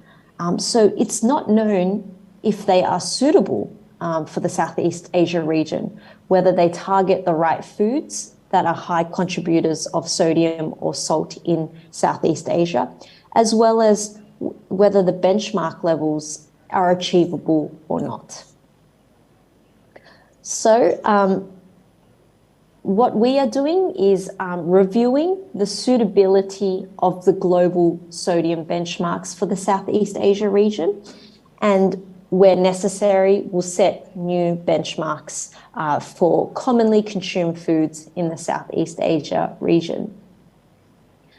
Specifically, we will review the suitability of the food categories targeted by the global benchmarks. So are the foods that are high contributors in Southeast Asia, are they targeted by the global benchmarks? For example, the global benchmarks have a lot of targets for cheese because cheese is a high contributor of salt globally. But is that the case in Southeast Asia? Perhaps not. And instead, we need to target other foods such as sauces or instant noodles. So we're reviewing the suitability of the food categories. Then we're also reviewing the suitability of the sodium benchmark or the target level. As Angela already mentioned, you can't have large reformulations and sudden reformulation because that may put consumers off. So it's important that these targets are gradual and that they're achievable. And so that's what we're reviewing. And then based on that review, we will make modifications and we will also establish new sodium benchmarks. So this is the methods, and these methods first start at the top here in blue, and the first steps involve systematically identifying sources of sodium data, as well as data on the sodium levels or the sodium content in packaged foods. So we found 8 countries in the Southeast Asia region with sodium content data, and that covers almost 9,000 packaged foods. And certainly we found that for Indonesia, we obtained data on sodium content of processed packaged foods from the register in the Indonesian FDA Directorate of Processed Food Registration. And there's roughly 3,850 products, but they were grouped already into 18 types of foods. And then what we did was we systematically identified what we call sources of sodium. And so that's identifying what are the main foods that contribute to sodium in the Southeast Asia region. And we found that for 5 countries, Nepal, India, Indonesia, Thailand, and Sri Lanka. The tricky part is each country have their own food categorization system, as you can see here. And so what we did is we color coordinated similar foods to see what are the high contributors amongst the Southeast Asia region. So you can see, for example, salty snacks in the green. That's a high contributor of sodium in 4 of those 5 countries. And so after collecting all this data, we then collate this together and try to identify the priority food categories for the Southeast Asia region. And you'll see here, what we did is we added up the salt content contributed by each of the food categories. And we also looked at the number of countries where this food was identified as a high contributor. And we also looked at whether we had data on the sodium content of these products. And then we also consulted Angela, as well as countries in the Southeast Asia region, to understand what they think are priority food categories that should contain lower sodium levels. And we identified 6 priority food categories. That includes meat and meat products, fish and fish products, sauces, snacks, instant noodles, and breads and bakery products.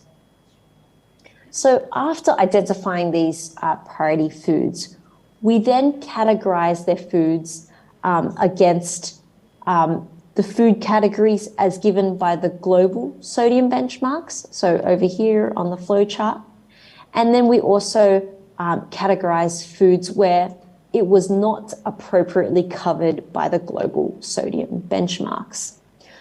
For those that were not a good fit with the global sodium benchmarks, we then either expanded the definition for the global sodium food categories, or we set new targets for these new products that aren't currently targeted by the global sodium benchmarks.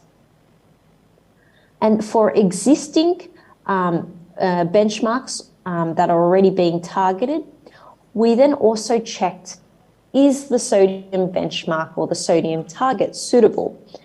And as a general rule, if more than 1/3 met the sodium benchmarks, then we would consider that as an achievable or feasible target.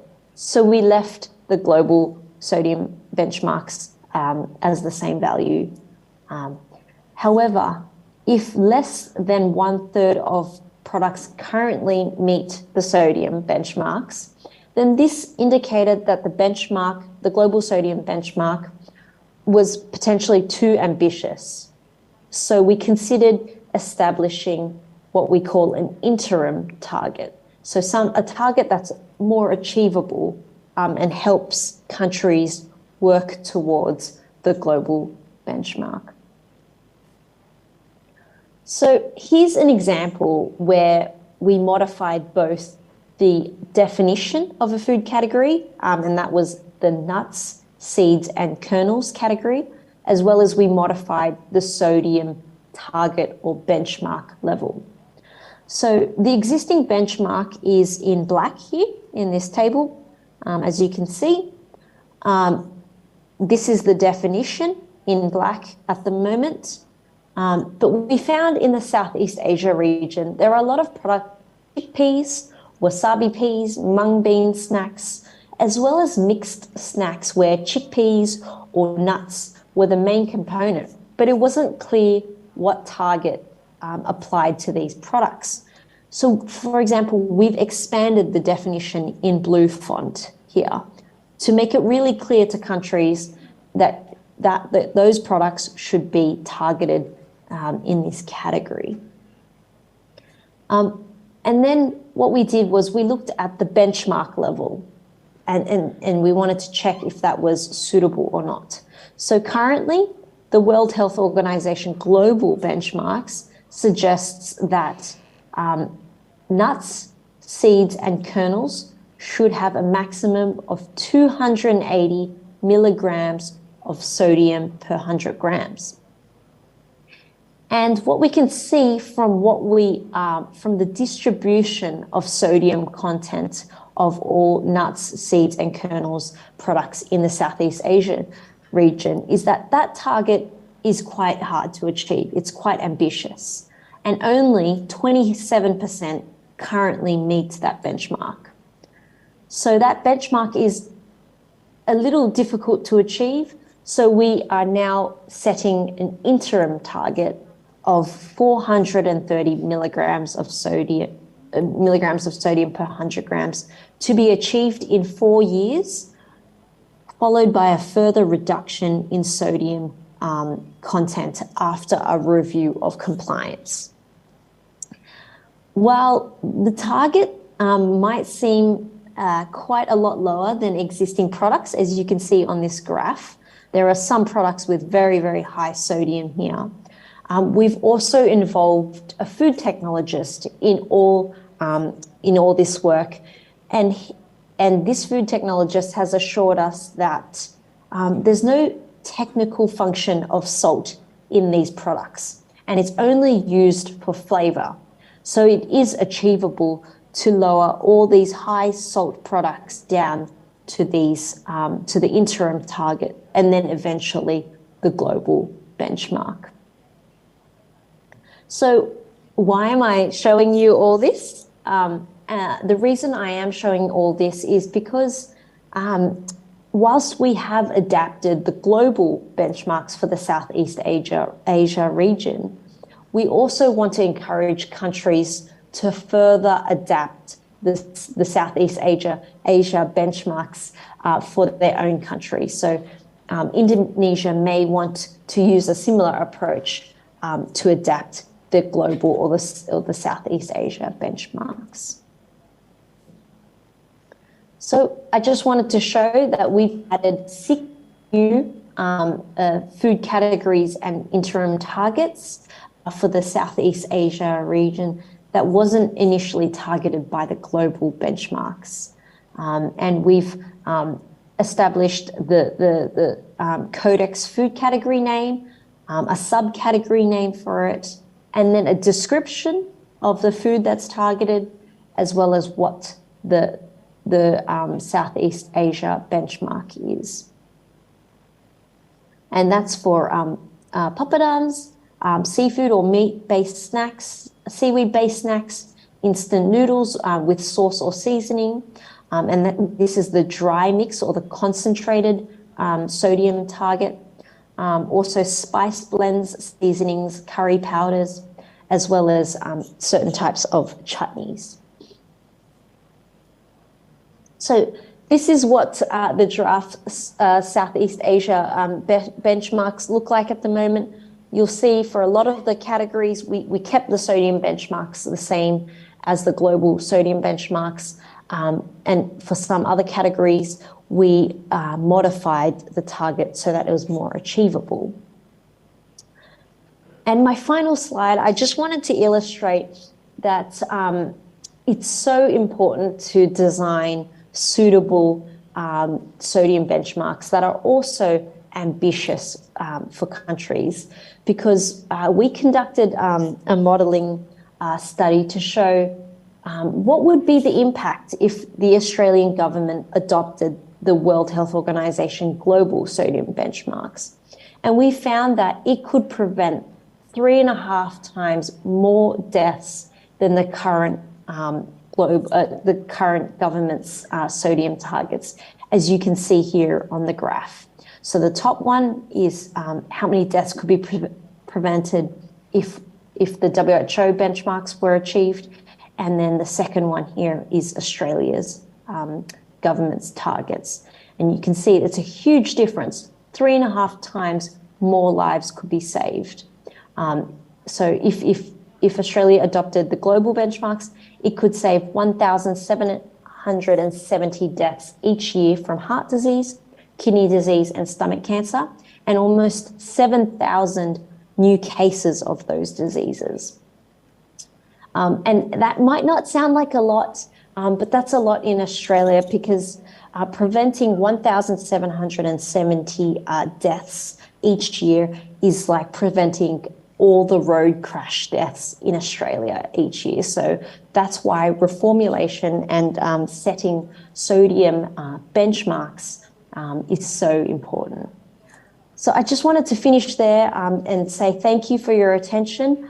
Thank you to Angela for recognizing the importance of setting, Southeast Asia specific benchmarks. And I'd also like to acknowledge my teammates that supported this work. Thank you very much.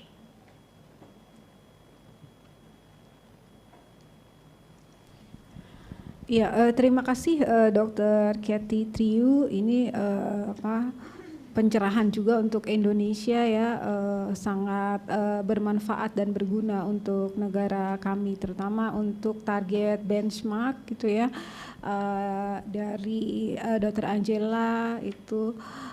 Mungkin nanti bisa kita diskusikan lagi di negara kita di Indonesia, karena kita juga harus berkoordinasi ya dengan Badan POM, kemudian dengan kementerian yang terkait lainnya gitu. Oke, baik, 3 narasumber tadi sudah menyampaikan materinya masing-masing. Kita lanjut ke diskusi ya, atau mungkin ada pertanyaan atau tanggapan dari Bapak Ibu peserta webinar atau workshop pada hari ini.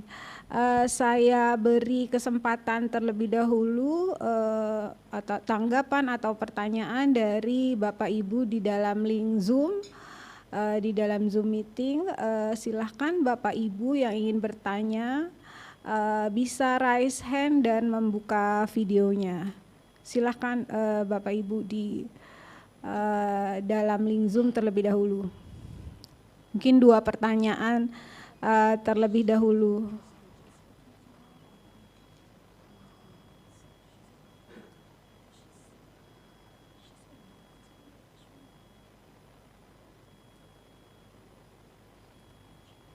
Oke.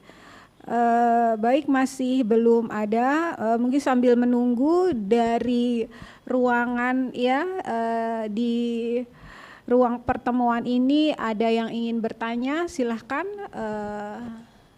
Silahkan Ibu memperkenalkan diri, nama dan institusinya, kemudian pertanyaannya ditujukan ke narasumber yang mana. Baik, terima kasih, silahkan. Assalamualaikum warahmatullahi wabarakatuh. Terima kasih Bu Fatcha. Perkenalkan, nama saya Ati dari Badan POM. Saya menanyakan ke Miss.Katy. Miss.Katy? Ya, Miss.Katy. It's okay if I speak Indonesian. Ya, silakan. Kami kebetulan Badan POM baru terinfo terkait mengenai target WHO untuk sodium reduction 2023. Nah, kami mengetahui latar belakang penurunan sodium di tahun 2003 ini dasarnya apa? Dan tadi kan sudah disebutkan juga ya kategori pangannya, jenis-jenis pangannya, sampai disandingkan dan hingga tadi terpilih kebetulan yang cross yang sama itu kalau nggak salah snack ya. Snack tuh akhirnya ke kacang-kacangan. Nah, saya sih lebih mau meminta informasi terkait target tersebut dan tahun 2003 ini action apa yang harus dilakukan negara, kebetulan Indonesia, kebetulan ini kan produknya terkait dengan pangan olahan Ya, kebetulan kalau saya tadi lihat di kategorinya, tadi saya juga lihat di kategori tersebut ada instant noodle masuk di kategori 6 ya, cereal products biasanya di kategori 6 di situ, cuman karena dia tidak beririsan dengan beberapa negara sehingga tidak terpilih, walaupun kalau di Indonesia itu yang paling tinggi. Tadi di paparannya Dr. Angela kan juga disebutkan ya, instant noodle sama saus itu cukup tinggi. Nah, sebenarnya saya lebih ingin konfirmasi ke latar belakangnya dan target apa ya, action apa yang dilakukan di Indonesia. Demikian, terima kasih. Ya, baik.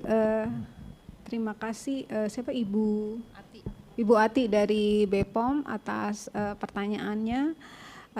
Untuk Dr. Katy, mungkin sudah dirangkum ya pertanyaannya ya. Jadi yang pertama adalah untuk target sodium reduction ya, itu kapan dimulai dan kemudian bagaimana actionnya, dan juga ini terkait dengan reduction natrium pada pangan olahan ya. Bagaimana dengan instant noodle reductionnya, mohon bisa dijelaskan. Dr. Katy, silahkan. Thank you, and thank you, Arti, for your question. It's a great question. I hope I've understood it correctly. I just wanted to mention that these sodium benchmarks that I've shown here, that the first time I've shown it, they're still currently draft. And the background or the reason for why we developed Southeast Asia specific targets is so that we're targeting foods that are high sodium contributors in the region. As you already highlighted, and as already Angela highlighted, instant noodles is a really key high sodium contributor in the Southeast Asia region and in Indonesia. And so we really need to set a suitable target or benchmark for that. We know from looking at this data that the current global benchmark for instant noodles is quite ambitious. It's very difficult for many products to achieve that target. And that's why in our work, we've set what we call an interim target, a target for countries to achieve first, and then gradually lower their sodium content down to the global benchmarks. Eventually, we do want to achieve the global benchmark levels, but that is from around the world where many countries have already been working on sodium reformulation. For example, these global sodium benchmarks, they have been chosen from the UK, who have been or who already have sodium reformulation policies for 20 years now. So they've been making these reductions, and that's why they are able to achieve such low sodium content in certain foods. But we want it to be achievable for all countries. So that's why we've set Southeast Asia specific benchmarks. And you mentioned as well, sources is a high contributor of sodium in Indonesia, and that's certainly the case for all of Southeast Asia region. So that's why we've really focused on that category as well, and set a draft sodium benchmark for the Southeast Asia region on that. I think, as everyone has mentioned already, setting sodium benchmarks is one strategy, and we've seen that it's effective in many countries around the world. We see that it's more effective if it's mandatory. So we would really encourage Indonesia to consider adopting a mandatory sodium targets. These Southeast Asia regional benchmarks that I present, they may need to be further adapted for Indonesia, but hopefully they're more similar already to Indonesia's high sodium contributors and than the global benchmarks, and we would be happy to work alongside you to further adapt them if necessary. Hopefully that answers your question, but please let me know if you have a further question. Terima kasih Ibu Dr. Katy. Dr. Angela, mungkin ada yang ingin disampaikan, silakan. Thank you very much. So I would like to clarify a couple of points. One being that there are global sodium benchmarks that were developed a couple of maybe 2 years ago. And again, these are just a guide for countries, similar to our regional benchmarks. Countries are not committed to set these targets. They are given as a general guide to countries, for one thing, because sodium reduction is really important. The biggest cause of premature mortality in the region is cardiovascular deaths, and hypertension is one key factor, and sodium contributes to hypertension. So sodium, and there's a lot of evidence to show that sodium reduction does have an effect on cardiovascular disease. So that is why sodium targets have been set. Again, I want to repeat, countries can use these or utilize these as they are or adapt it to their level. By saying 2023, these are developed in 2023. They are currently draft. We need to discuss with countries about them, but they are not mandatory targets for any country to commit to by 2023. I hope that's clear. Having said that, I hope that countries will adapt these targets because they are one good way of so sodium reformulation using these targets can really benefit in terms of supporting healthier diets and sodium reduction and reduce consumption of sodium. Thank you. Over. Yeah, thank you, Dr. Angela.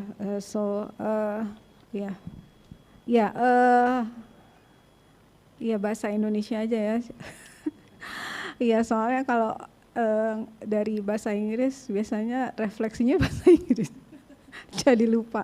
Ya, silakan di sini ada yang ingin bertanya lagi. Ibu Dina ingin bertanya, silakan Ibu Dina. Terima kasih Dr. Fatcha atas kesempatannya.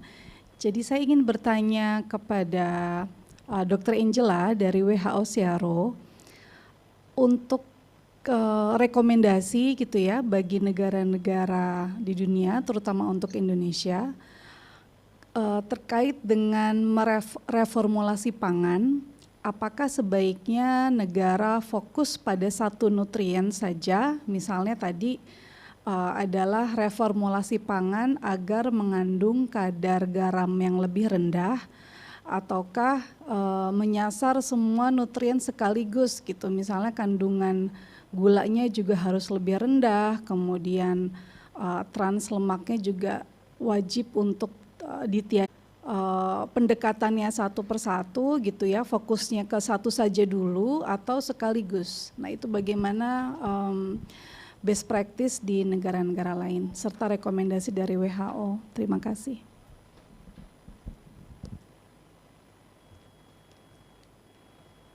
Yeah. Okay, thank you very much, Dina. So there's no clear recommendation from WHO on that, but countries can decide what is suitable to their context.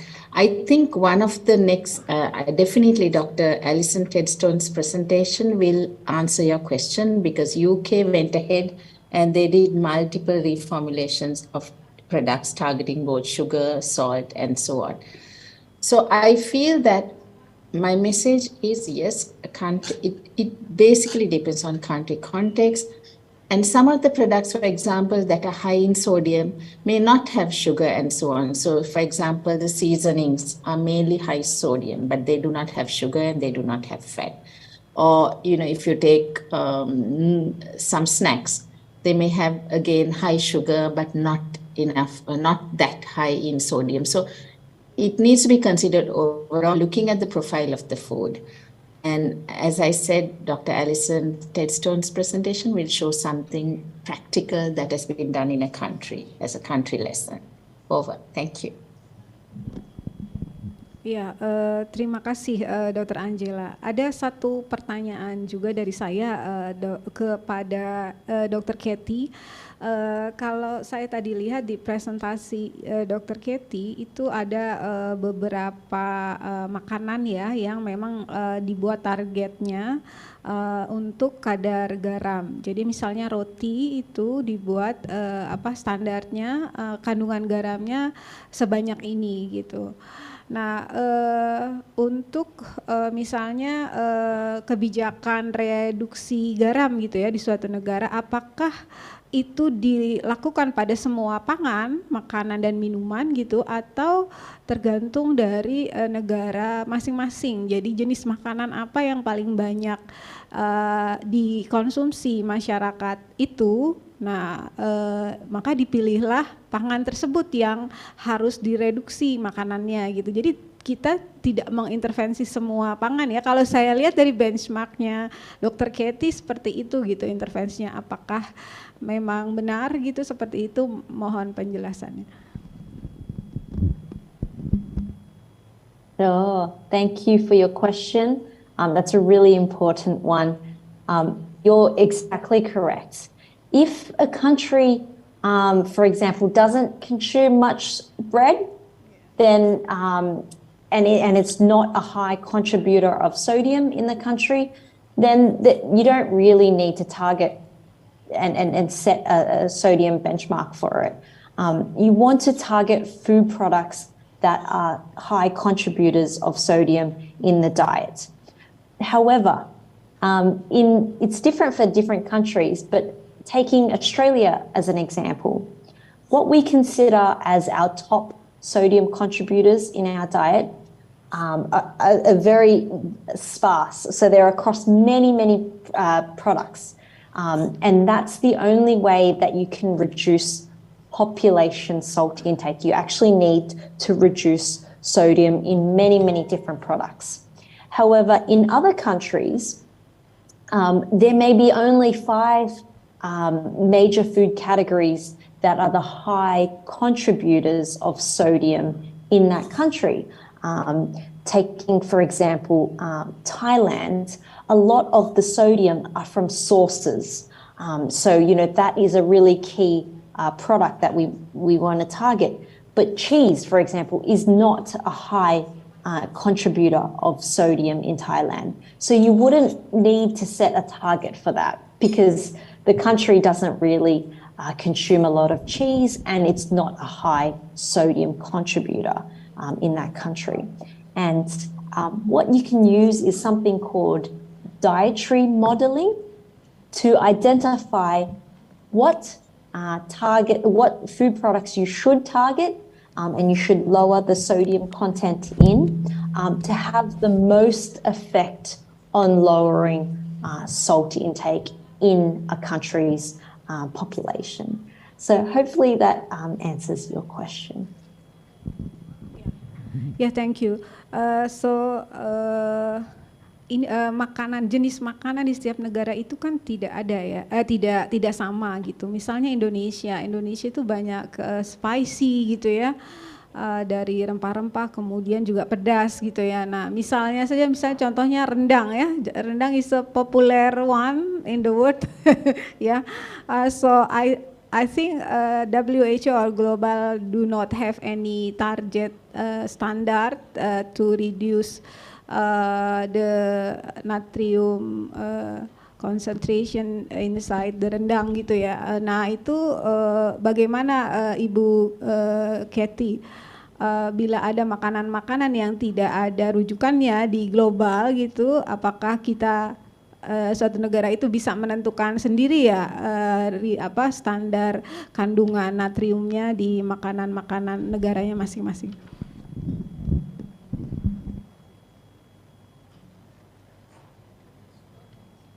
Yeah, that's a really great question. So I should say these sodium targets are currently for packaged foods.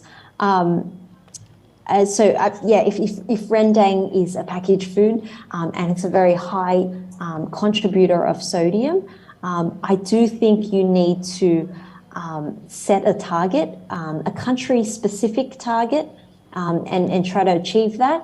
And the great thing is, once Indonesia sets a target for that product, it helps guide other countries that also, for example, consume rendang.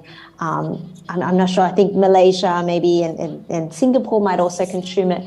So by Indonesia sort of setting the target, it can help other countries where rendang might also be a high sodium contributor. They can help those countries as well. And so that's why it's so important to target foods that are high sources of sodium in the country. And I think Indonesia already has some data on that.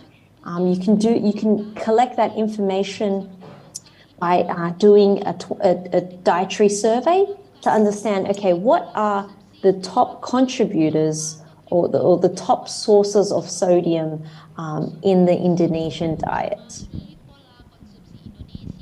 Ya, oke. Terima kasih Dr. Katy. Ya, baik, sepertinya waktunya sudah habis ya. Ya, ini akan berlanjut ke sesi berikutnya. Saya ucapkan terima kasih banyak kepada Ibu Sofiani Dewi dari BPOM, kemudian Dr. Angela De Silva dari WHO Siero, kemudian Dr. Katy Triu dari George Institute for Global Health Australia. Ya, terima kasih banyak para narasumber. Saya kembalikan acara ini kepada MC. Silahkan. Baik, terima kasih banyak kepada seluruh pembicara, Ibu Sofiani dari Badan POM, Dr. Angela De Silva dari WHO Siero, Dr. Katy Triu dari The George Institute for Global Health Australia, serta dr.Fatchanuraliyah atas sesinya yang sangat menarik tadi mengenai reformulasi pangan. Selanjutnya, mari kita berlanjut ke sesi selanjutnya yang mengangkat topik mengenai promosi dan penerapan kebijakan reformulasi pangan. Lagi, sesi ini akan mengundang narasumber dari berbagai negara untuk berbagi pengalaman serta pandangan mengenai topik ini.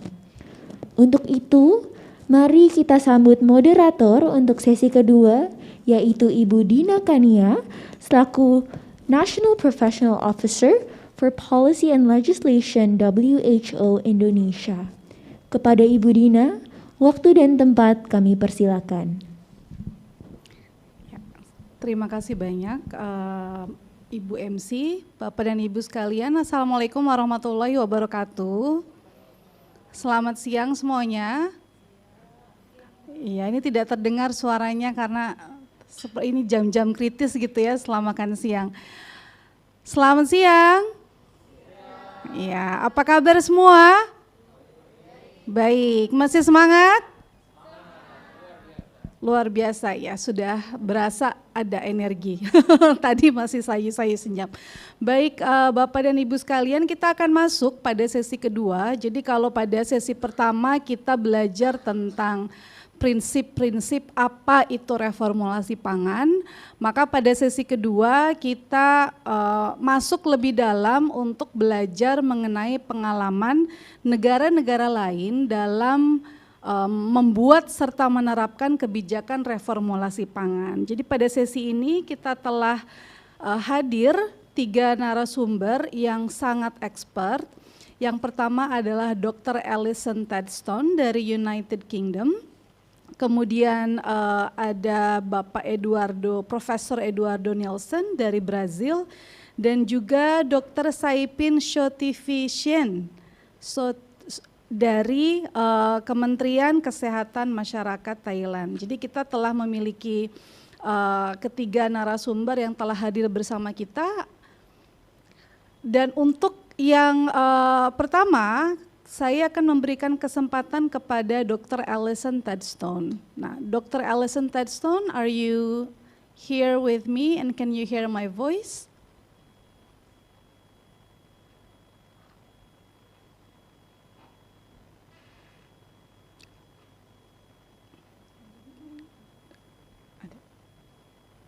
Hello, yes, I'm here. Yeah. Good afternoon, Dr. Allison. We are so honored to have you join and speak with us and share your experience and expertise.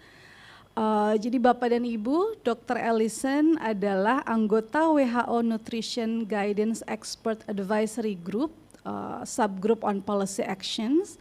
Sebelumnya Dr. Allison bekerja di Departemen Kesehatan dan Sosial sebagai Kepala Ahli Gizi.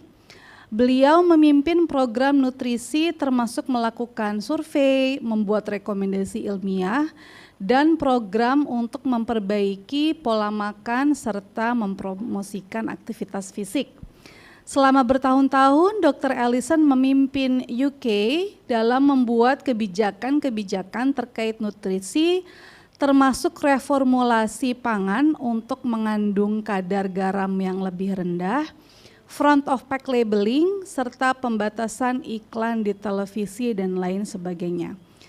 Dr. Allison, we are lucky to have you with us, and we will give about 20 minutes for your presentation. Hello, can I check? Can you see my screen? Can you see my presentation? Not yet.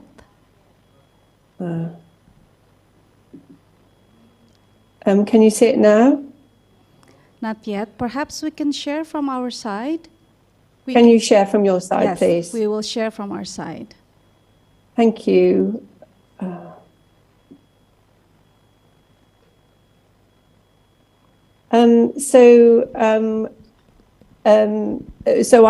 So we have had reformulation in the UK for almost 20 years, as I think Kathy mentioned, and it's a great pleasure to be here, to be invited to talk to you about it today.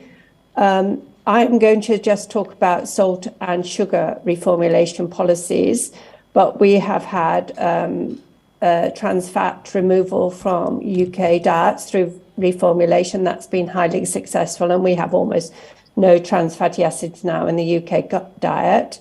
And we've also got a calorie reformulation policy, which I won't talk about now. Can I have the next slide, please? So starting with salt, this is a little character, a slug, which is very common in UK gardens. And people use salt to kill slugs in their gardens. So our first salt reduction program had this little slug with a message saying too much salt is bad for your heart. And that was used in public communications and health marketing. Can I have the next slide? So the salt reduction program started in around 2004, so it's many years old now, and it was based on advice from our Scientific Advisory Committee on Nutrition. The advice was very important as we were getting very highly challenged by industry to say you don't need to take salt out of the diet, you just need to treat hypertension through your health service and everything will be fine. And also because this is one of the first reformulation policies in the world, global businesses were very interested in it and were very, very worried about it and worked quite hard to try and stop us from doing it because they were worried that other countries, I think, would follow. So the scientific advice was very important, but since then we've had good, robust advice from WHO that is the same. So we knew in the UK our salt intake was too high, and so we developed the reformulation program. The reformulation program included salt reduction targets for around 60 categories of food. And when I talk about sugar later, you will see in this early program we have many categories of food. So there were targets set, for example, for plain biscuits and for chocolate-coated biscuits. So there were very detailed categories for many foods. And they were set in the same way Kathy described, looking at the range of salt within foods, say, for example, in ready meals, and then setting a target that was around the 30th percentile to try and bring everything down. So since 2004, we've set those targets 5 times. Each time the targets have been lowered, and industry have achieved a lot within that time. The targets were designed to be challenging but achievable. Now, we didn't only have salt reduction targets, rather we don't only have salt reduction targets, we have other policies going on to encourage reformulation, as I think Angela mentioned that these are very important. We have controls currently on the advertising of foods within children's TV programs, and those are set within a nutrient profile, which means that products that have a high level of salt, fat or sugar cannot be advertised, and that encouraged reformulation.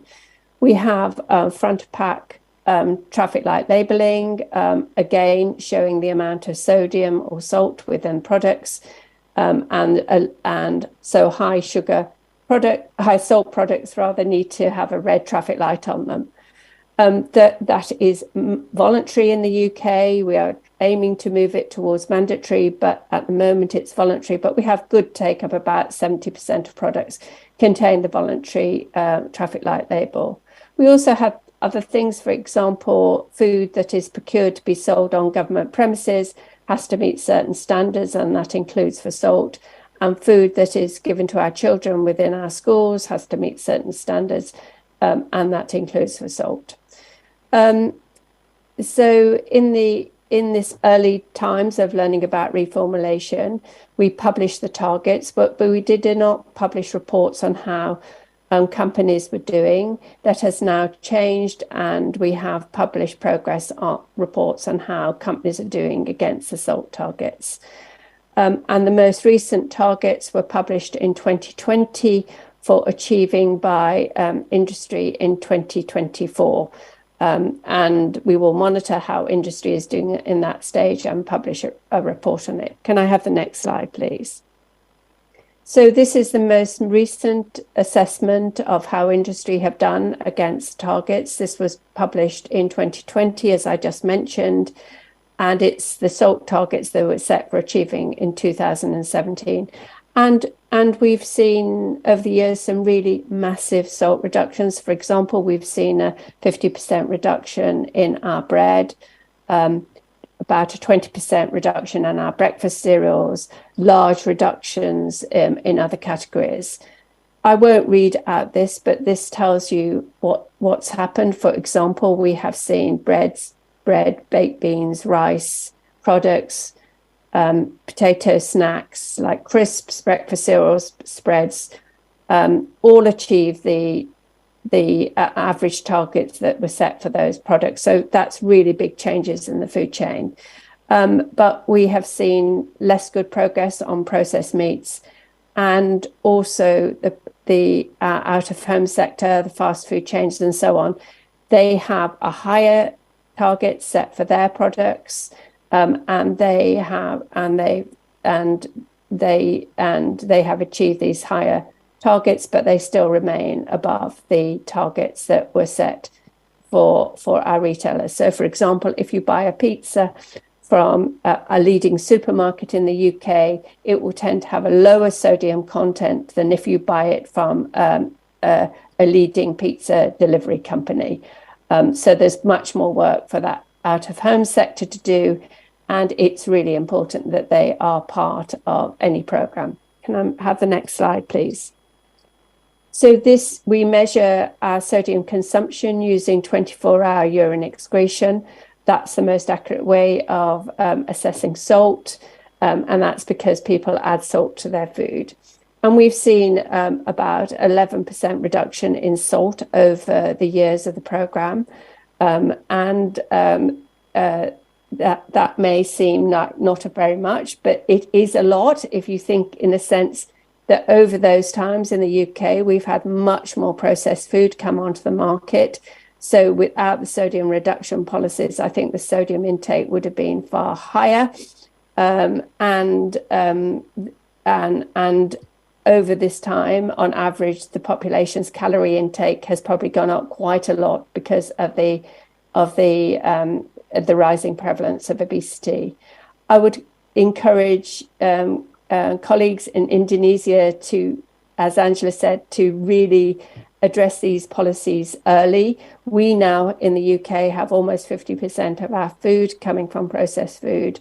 The food companies will see Indonesia as being a massive market for growth, so we'll be extensively marketing within Indonesia, and that will inevitably mean that the population will consume more and more processed food and increase the risk of making diets poorer. Can I have the next slide, please? So I want to talk about sugar. We've been running sugar reduction programs for about 5 years now, and they have been challenging for industry, and we learnt lessons from salt to design these programs slightly differently. So can I have the next slide? So similarly as to the salt reduction program, the program was founded in advice from our Scientific Advisory Committee on Nutrition. This reviewed the evidence on sugar and health, and as the speaker said at the start of this showed that there is a relationship between high sugar intake and risk of consuming too many calories. And we have an obesity problem in the UK, so this was very important for us. And also there is an association between high sugar intakes and risk of type 2 diabetes, and increased prevalence of tooth decay. There is a specific evidence based on sugary drinks and health, and that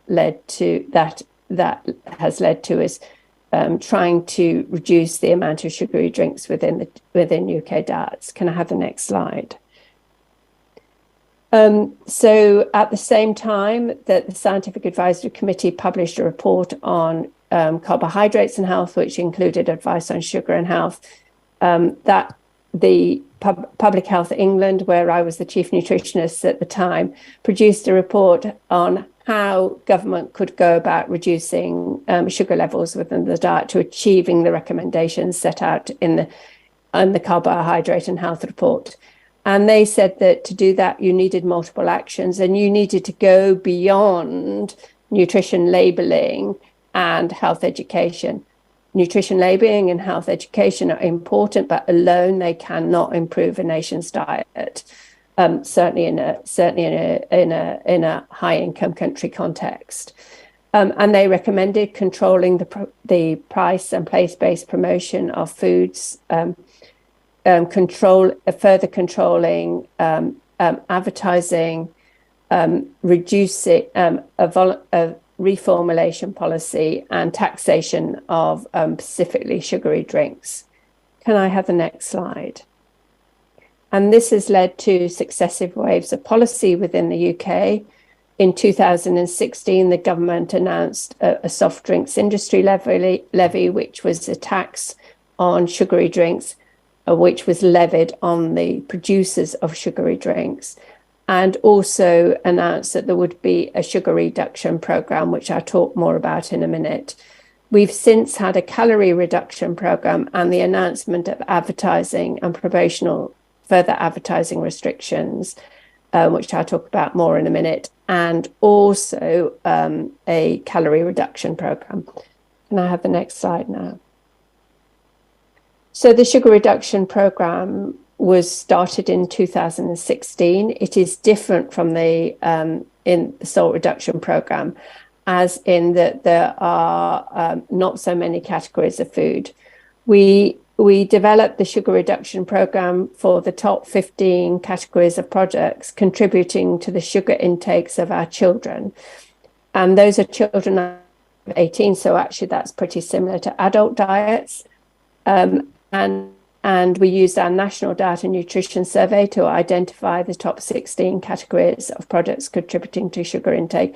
And these together account for over 50% of the no more than that, about 70% of the sugar in our diet.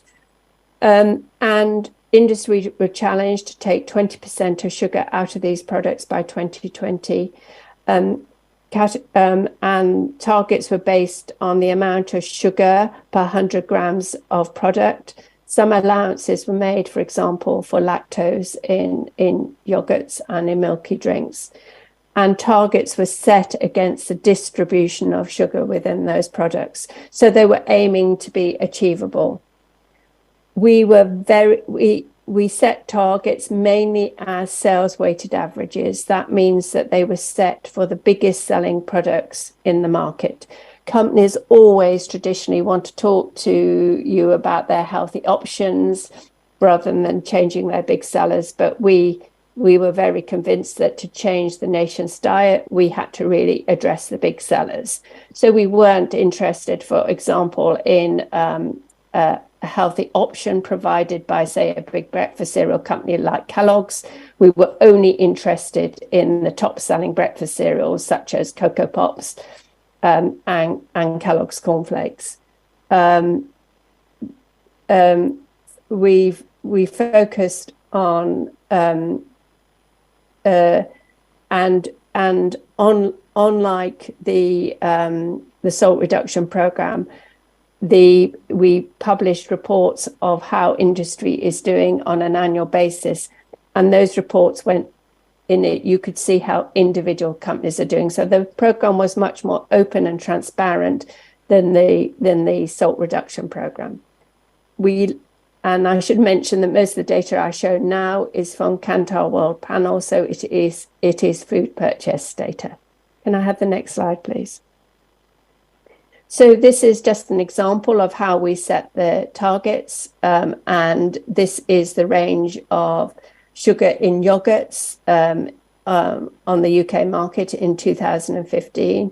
This is the current, the blue dotted line is was the current average sugar content of the product, and the green line was what we asked industry to achieve by 2020.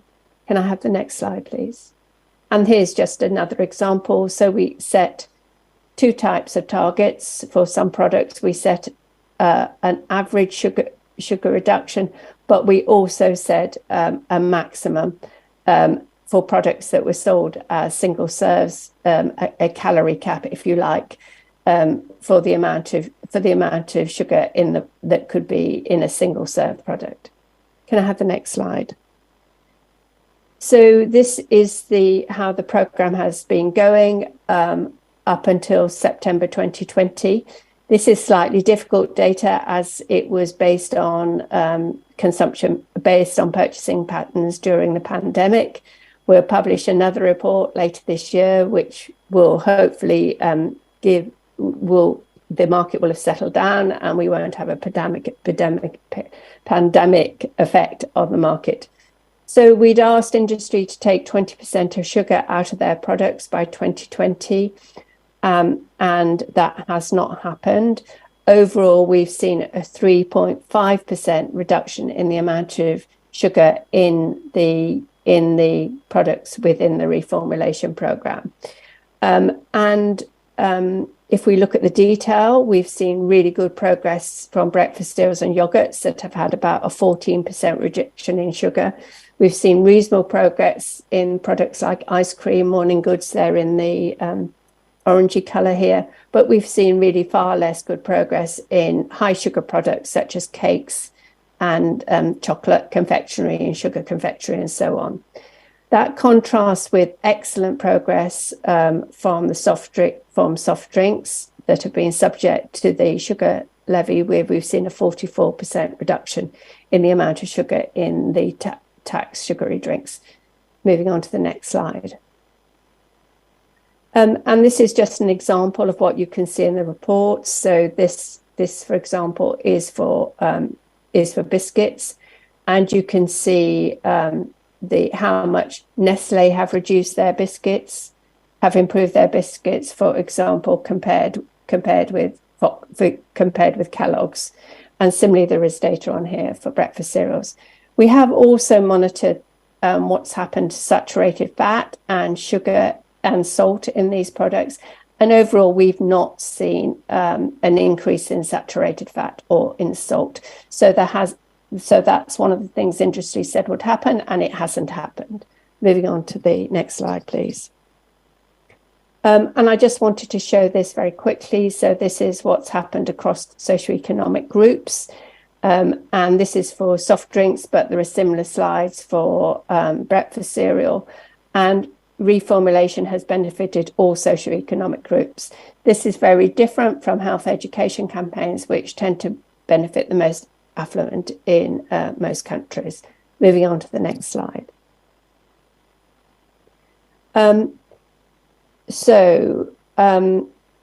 The difficulty here, though, is despite a lot of reformulation, we've actually seen an increase in the amount of sugar going into shopper baskets.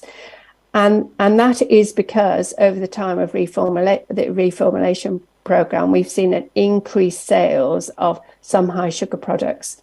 For example, we've seen almost 30% increase in the sales of chocolate and confectionery since 2016.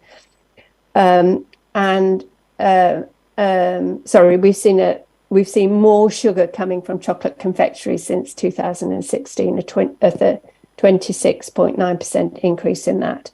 Whereas we've seen falls in the amount of sugar coming from yogurts and breakfast cereals and puddings. So that's really good. But the good work that has been done by breakfast cereal companies has been essentially undermined by lots of promotion and advertising of high sugar products such as confectionery.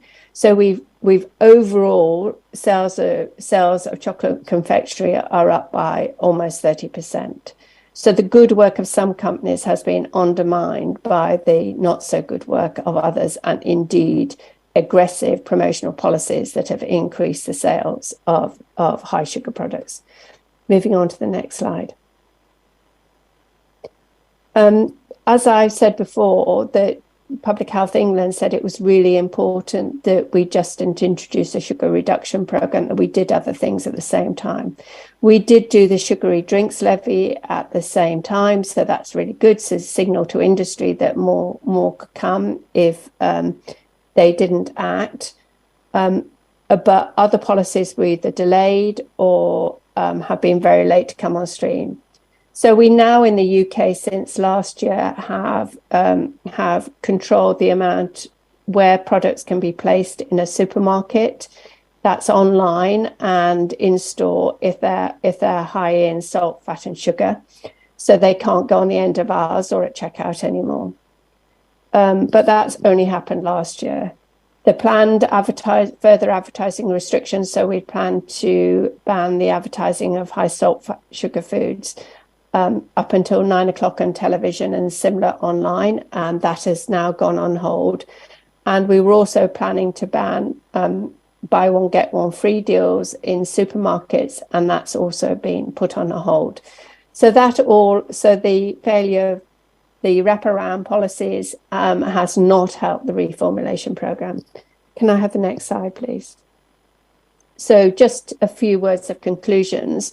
So in the UK, we have seen many companies reduce the amount of sugar and salt in their products over the years. There have been large reductions of sugar in products that are really important to the UK diet, bread, processed meats and ready meals, for example. And there have been large reductions of sugar in breakfast cereals, yogurts, milky drinks, but some products such as chocolate confectionery have not really improved.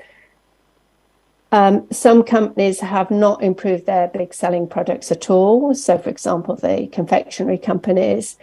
And indeed, we've seen increases in the sales of those products. And those increases of sales have counteracted the good work that other companies have done in reformulation. So our shopping baskets have not really got better. We've also seen a drift towards takeaways, deliveries, eating out. Fast food is very popular in the UK and has got a lot more popular over the pandemic. Those products tend to be sold in large portion sizes, much bigger than you buy in retailers, and so they tend to be higher in calories, salt and sugar, so are not good for a nation's diet. And the rising levels of obesity mean that reformulation has to work really hard to try and hold diets in a decent position. Can I have the next slide? So there's a few lessons here. It is really important to listen to industry and to collaborate with industry, but somebody needs to be in charge, and it should not be industry. I am very shocked that trans fatty acids are still on the market in countries other than the UK when the same companies have removed trans fatty acids, for example. It is shocking that high salt products that are higher in salt are for sale in other countries. And I am very struck by the same arguments that we heard from the same companies 20 years ago in the UK, which proved not to be true, are still being said in other parts of the world. Data is really important. It's really important to understand what's going on in your products and also to understand what's going on in terms of sales, because volume of sales can easily undermine reformulation policies. I think openness and transparency is very important. Industry don't like it. It is very important, and civil societies, charities are very important in that. Strong supportive policies are really important, else industry will ignore what's going on, because why should they care? And a whole industry approach is really important. Retailers and the fast food industry, as well as manufacturers. So that's all from me. Thank you very much. And good luck to Indonesia in your endeavours on this. It can be done, but you need to be really strong. Thank you very much, Dr. Allison. Can we give a hand of applause for Dr. Allison? Yes. Tepuk tangan yang menjadi. So thank you, Dr. Allison, for your very comprehensive presentation. Allow me just to summarize for the participants. Jadi Bapak dan Ibu, tadi luar biasa ya pengalaman yang dipaparkan oleh Dr. Allison. Jadi di Inggris itu telah menerapkan dua jenis kebijakan. Yang pertama adalah kebijakan untuk pengurangan garam, dan yang kedua adalah kebijakan untuk pengurangan gula gitu ya. Nah, untuk kebijakan garam yang dilakukan tadi diantaranya adalah menetapkan target pembatasan kadar garam pada kurang lebih 60 kategori pangan ya, dan dilakukan sejak tahun 2004. Kemudian memberlakukan traffic light labeling walaupun sifatnya masih voluntary, serta melakukan pembatasan iklan di televisi. Dan hasil dari kebijakan salt reduction program di Inggris tadi sebagaimana disampaikan oleh Dr. Allison itu berhasil mengurangi konsumsi sodium secara nasional. Tadi kalau tidak salah beliau menyampaikan sekitar 11% gitu ya. Dan sementara untuk gula itu ada untuk pengurangan gula ada dua jenis kebijakan yang diberlakukan oleh pemerintah UK. Yang pertama adalah menetapkan pembatasan kandungan gula secara voluntary, jadi sifatnya belum mandatory tetapi masih voluntary, dan juga menetapkan pengenaan cukai untuk minuman soft drink gitu ya. Soft drink itu minuman bersoda, nggak MBDK sih Mas. Kalau MBDK itu semua minuman bergula dalam kemasan, kalau soft drink yang berkarbonasi. Nah, tapi kemudian beliau juga memaparkan bahwa telah berhasil, Inggris cukup berhasil dalam menurunkan sugar reduction, ya. Tetapi memang beliau tadi menyampaikan pesan take away untuk Indonesia itu ada dua hal. Jadi yang pertama, kebijakannya harus komprehensif. Beliau menyatakan tidak hanya cukup untuk menetapkan satu misalnya program pengurangan garam atau gula saja pada pangan, tetapi juga harus diikuti misalnya tadi ada larangan atau pembatasan iklan gitu ya. Nah, kalau di Indonesia kan iklan makanan proses yang tidak sehat itu banyak memborbardir televisi, terutama anak-anak kita ya. Gitu. Kemudian dan yang kedua tadi terkait dengan industri, betul bahwa kita perlu bekerja sama dengan industri, tapi bukan berarti kita harus selalu dengar atau tunduk apa kata industri. Tetap yang memegang otoritas adalah pemerintah sebagai pembuat kebijakan begitu. Baik, saya akan lanjut untuk mengundang Dr. Saipin. So, Allison, it would be great if you could stay with us to answer the Q&A. But then we would like to have Dr. Saipin to present first. Dr. Saipin, are you still with us? Yes, I'm here. Okay, Dr. Saipin, thank you very much for your time. Jadi Bapak dan Ibu, Dr. Saipin, beliau adalah direktur dari Biro atau Departemen Nutrisi Kementerian Kesehatan Masyarakat di Thailand. So Dr. Saipin, we will give about 20 minutes for your presentation. The time and the screen is yours. Thank you. Good afternoon, friends and colleagues.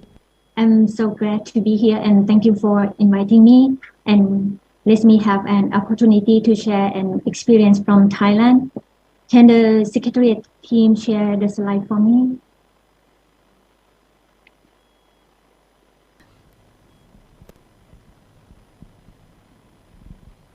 So today I'm gonna share the experience of Thailand on the direct and indirect policy that drive the food reformulation with the lower levels of sugar. Next, please. And my presentation will cover these three parts, which are the nutrition situation in Thailand and the Thailand movement to reduce the sugar consumption and the challenges. Next. And Thai people consume higher sugar and salt than the recommendation with the 25 teaspoons of sugar per day and 3,636 grams of sodium a day. For fat, Thai people consume in a range of recommendation about 12 to 30 grams a day. However, 62% of school-age children 6 to 14 years old eat snacks for 3 to 7 days a week, and most snacks are high in fat, sugar, and sodium. Next, please. The recent research illustrates that around 30% of Thai children aged 3 to 5 years drink sweet milk every day, and 34.6% of Thai children aged 12 to 18 years old drink sugary beverages and soft drinks every day, and about 40% eat fast food at least 3 days per week. Next, look at the next slide, please. Look at the malnutrition situation of children under 5 in Thailand, from the latest mixed survey show that stunting, wasting, and also overweight and obesity are still problems in Thailand. From the Health Data Center, which is the routine surveillance in Thailand, we found that 10.7% of children were stunting, and 9% were overweight and obesity, and 5.5% was wasting. Next. And the school-age children also facing the malnutrition problem as the younger age. From the Health Data Center, it shows 13.2% of children aged 6 to 14 years old were stunting, and 10% were overweight and obesity. Also in Thailand, Global School-based Student Health Survey in 2021 identified that 20% of Thai children aged 13 to 15 years old were overweight. Next. And also prevalence of obesity also high in the working age group. And Health Data Center report 42% of people 15 years old and beyond were obese. And the trend of obesity is rising compared to the past decade. Next. We also see an increasing trend of NCD in Thailand. The latest National Health Exam Survey shows 9.5% of people have diabetes and 25.4% have hypertension. Next. And Thailand, now we are on the process moving to the reduced sugar consumption. We use both tax and non-tax measures. Next. And this slide demonstrates the activities that Thailand have launched so far. to reduce the sugar consumption. Before the taxation on sugar sweetened beverages measure in 2017, Thai FDA has issued the ministerial regulations to prohibit the sugar addition in follow-on milk formula and enact another ministerial regulations on simple label of nutrition fact and warning in 5 popular snacks in 2007. And the following years, Ministry of Education announced the ban of school drink in school policy. In 2011, the guideline daily amount or GDA front of pack labeling has been implemented in Thailand. And in 2016, we have Healthier Choice logo. And in these few years, the Ministry of Education has launched 2 notifications related to avoid selling sugary drinks and prohibit the marketing in school and encourage educational institutions to provide and sell healthy food. We recently had our first public hearing for the draft act on the controlling food marketing that impacts children's health on May 23rd this year. Next slide, please.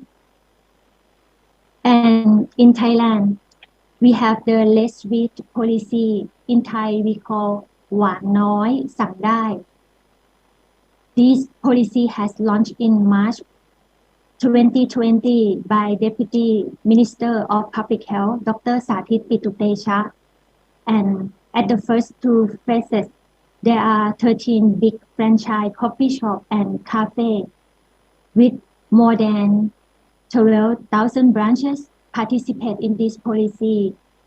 And in phase 3, we expanded this policy to cover the local cafe in the communities and set up the level of sweetness to a certain level at 5% of sugar with approximate to sweet level at 25%. Nowadays, more than 85% of people in Thailand order less sweet beverages, with about 12% order sweet level at 25%.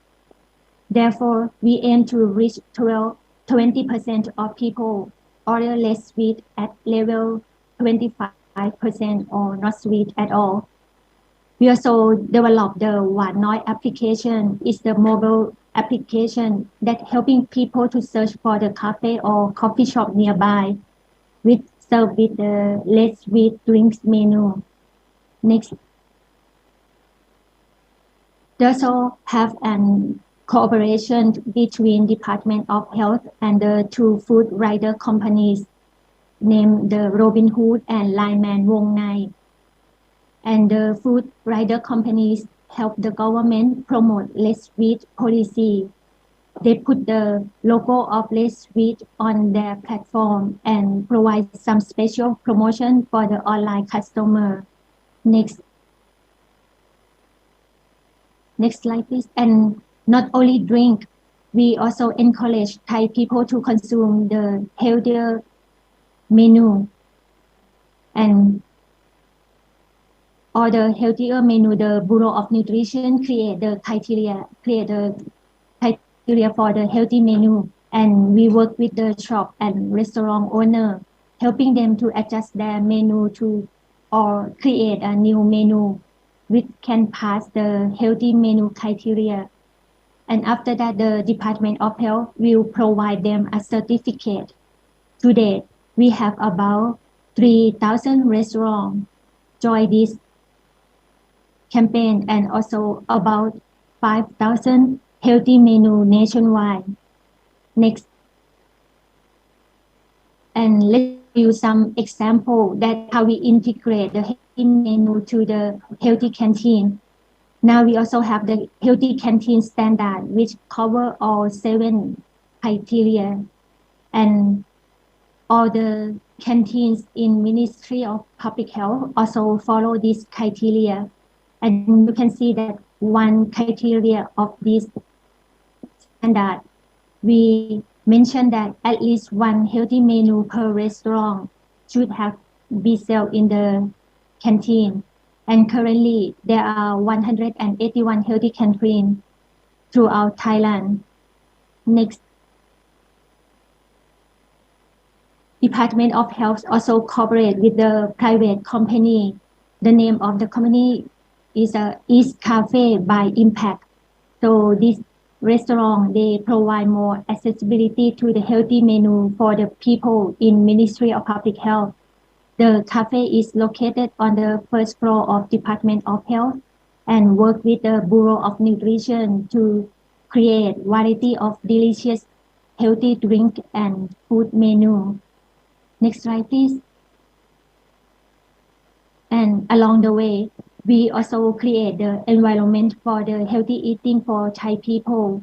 We build the food and nutrition literacy for Thai through the food-based dietary guideline and nutrition fact, and also 661, that means the sugar to the oil and to salt campaign, and the GDA font of pack labeling and healthier choice logo. And so far it has been 5 years since healthier choice logo has been implemented in Thailand as a voluntary measure. So far we have 2,746 products with this logo, which is about 10% of all products. Next slide, please. And this slide shows some activities on the 28th March this year. It was a seminar among the academia, private sector, civil society, and the government on the way that we want to up level of less sweet drink to a certain level at 5% of sugar in drinks.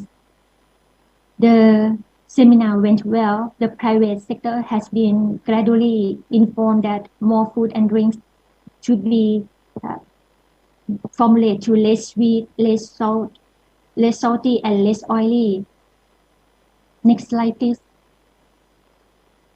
And in Thailand, we are on the process of driving a draft regulation on the marketing of food and beverages affecting children's health. The public hearing last week was participated by 172 organizations, both on-site and online. Government has a strong evidence support and collaboration from the academic partners, which are the IHPP, WHO, UNICEF, and Nutrition Institute, Public Health Lawyers Association. And we received several concerns from private sector as well, which now we are on the process collecting all the comments until June 30th. And we're gonna take all the suggestions and concerns and plan for our next step. Next, please. There still have some challenges. Next, and the last slide gonna show some challenges that we have so far. First one is the cooperation. They still have the need for the strong collaboration among the public, private, people, policy, and partnership, that this group should have the mutual understanding to create the appropriate environment for good health. Next is the nutrition literacy, that also the fund need to build up on children, especially in school. And now we are working on the health literacy schools. There's still need for an efficient and effective monitoring and evaluation program for all the policy that we have implemented so far. Lastly is the research that is still need for the food reformulation and the health impact, which I believe that there will be more composition or substance that we use in the food reformulation process in the near future. Thank you for your attention. Thank you very much, Dr. Saipin, for this very comprehensive presentation. Can we give an applause to Dr. Saipin? Thank you, Dr. Saipin. It's very encouraging to see how Thailand has really progressed in terms of the reformulation policies. and allow me to just give a bit of summary for the participants here. Jadi Bapak dan Ibu, luar biasa ya, Thailand menerapkan kebijakan yang cukup komprehensif terkait dengan strategi pengurangan gula. Jadi pendekatannya ada dua, yaitu pengenaan cukai MBDK atau minuman bergula dalam kemasan, dan pendekatan yang kedua adalah dengan berbagai kebijakan seperti tadi contohnya sebagaimana yang juga telah diterapkan di Indonesia adalah menerapkan front of pack labeling, kemudian healthy canteen gitu ya, dan berbagai inisiatif yang tadi saya cukup terkejut gitu ya, bahwa Thailand cukup berhasil melibatkan banyak pelaku usaha untuk menjual makanan dan minuman dengan yang lebih sehat gitu ya, dengan kandungan gula yang lebih sedikit. Itu mungkin kita perlu belajar bagaimana Thailand bisa bekerja sama dengan begitu banyak pelaku usaha dan programnya cukup berhasil. Baik Bapak dan Ibu, sebelum kita lanjut ke diskusi tanya jawab, kita akan menampilkan satu lagi presentasi dari Brazil, dari Profesor Eduardo Nilsson. So Dr. Saipin, I hope, and Dr. Allison, you stay with us for one more presentation before we proceed to the Q&A. Kita akan sebentar lagi menonton tayangan presentasi dari Profesor Eduardo Nilsson. Beliau adalah ahli biologi dan doktor di bidang kesehatan global dengan pengalaman lebih dari 25 tahun di bidang nutrisi kesehatan masyarakat. Prof. Nilsson adalah mantan Wakil Koordinator Pangan dan Gizi di Kementerian Kesehatan Brazil selama 15 tahun dan mengkoordinasikan strategi pengurangan garam nasional sejak tahun 2011. Beliau juga telah melakukan berbagai penelitian tentang kebijakan pangan, terutama pengawasan pangan dan gizi, beban ganda, malnutrisi dan diet dan penyakit tidak menular, termasuk modeling epidemiologis dan ekonomi tentang natrium, gula, lemak trans, dan kebijakan pangan olahan. Saat ini Prof. Nilsson adalah peneliti di Oswaldo Cruz Foundation dan juga sebagai konsultan M.Kes Brazil untuk kebijakan reformulasi pangan dan fiskal. Jadi kita akan menonton presentasi dari Prof. Eduardo. Silakan operator. Hello, good afternoon. My name is Eduardo Nilsson. I am the former Deputy Coordinator of Food and Nutrition of the Ministry of Health of Brazil, and currently I'm a researcher at Fiocruz and the University of São Paulo. And I apologize for not being able to attend the webinar in person because of the time difference between Brazil and Indonesia, but I will speak in terms of three big group of content, which start with what we did in terms of the first agreements for the food industries, especially starting from 2011 to 2013. Improvements that were made in target setting over time, because policy is very dynamic and it evolves over time, and the lessons learned that we have in terms of what could we have done differently if we have started, for example, right now. So speaking about the first agreements, it's important to know that we had some data available at the point that will very important for us to start target setting. First, knowing the dietary sources of sodium in the diet of the Brazilian population, having estimates of salt sodium intake, the sodium intake content of packaged foods in the country, existing targets from other countries. At that time, we mostly had data from United Kingdom and Canada. And we had a cooperation agreement with the Brazilian Association of Food Industries, which is an umbrella association, which is very important for us to also set a background for what we were doing. So based on that, we already knew that Brazilians consume too much sodium, so sodium salt, and over twice the recommendation of WHO.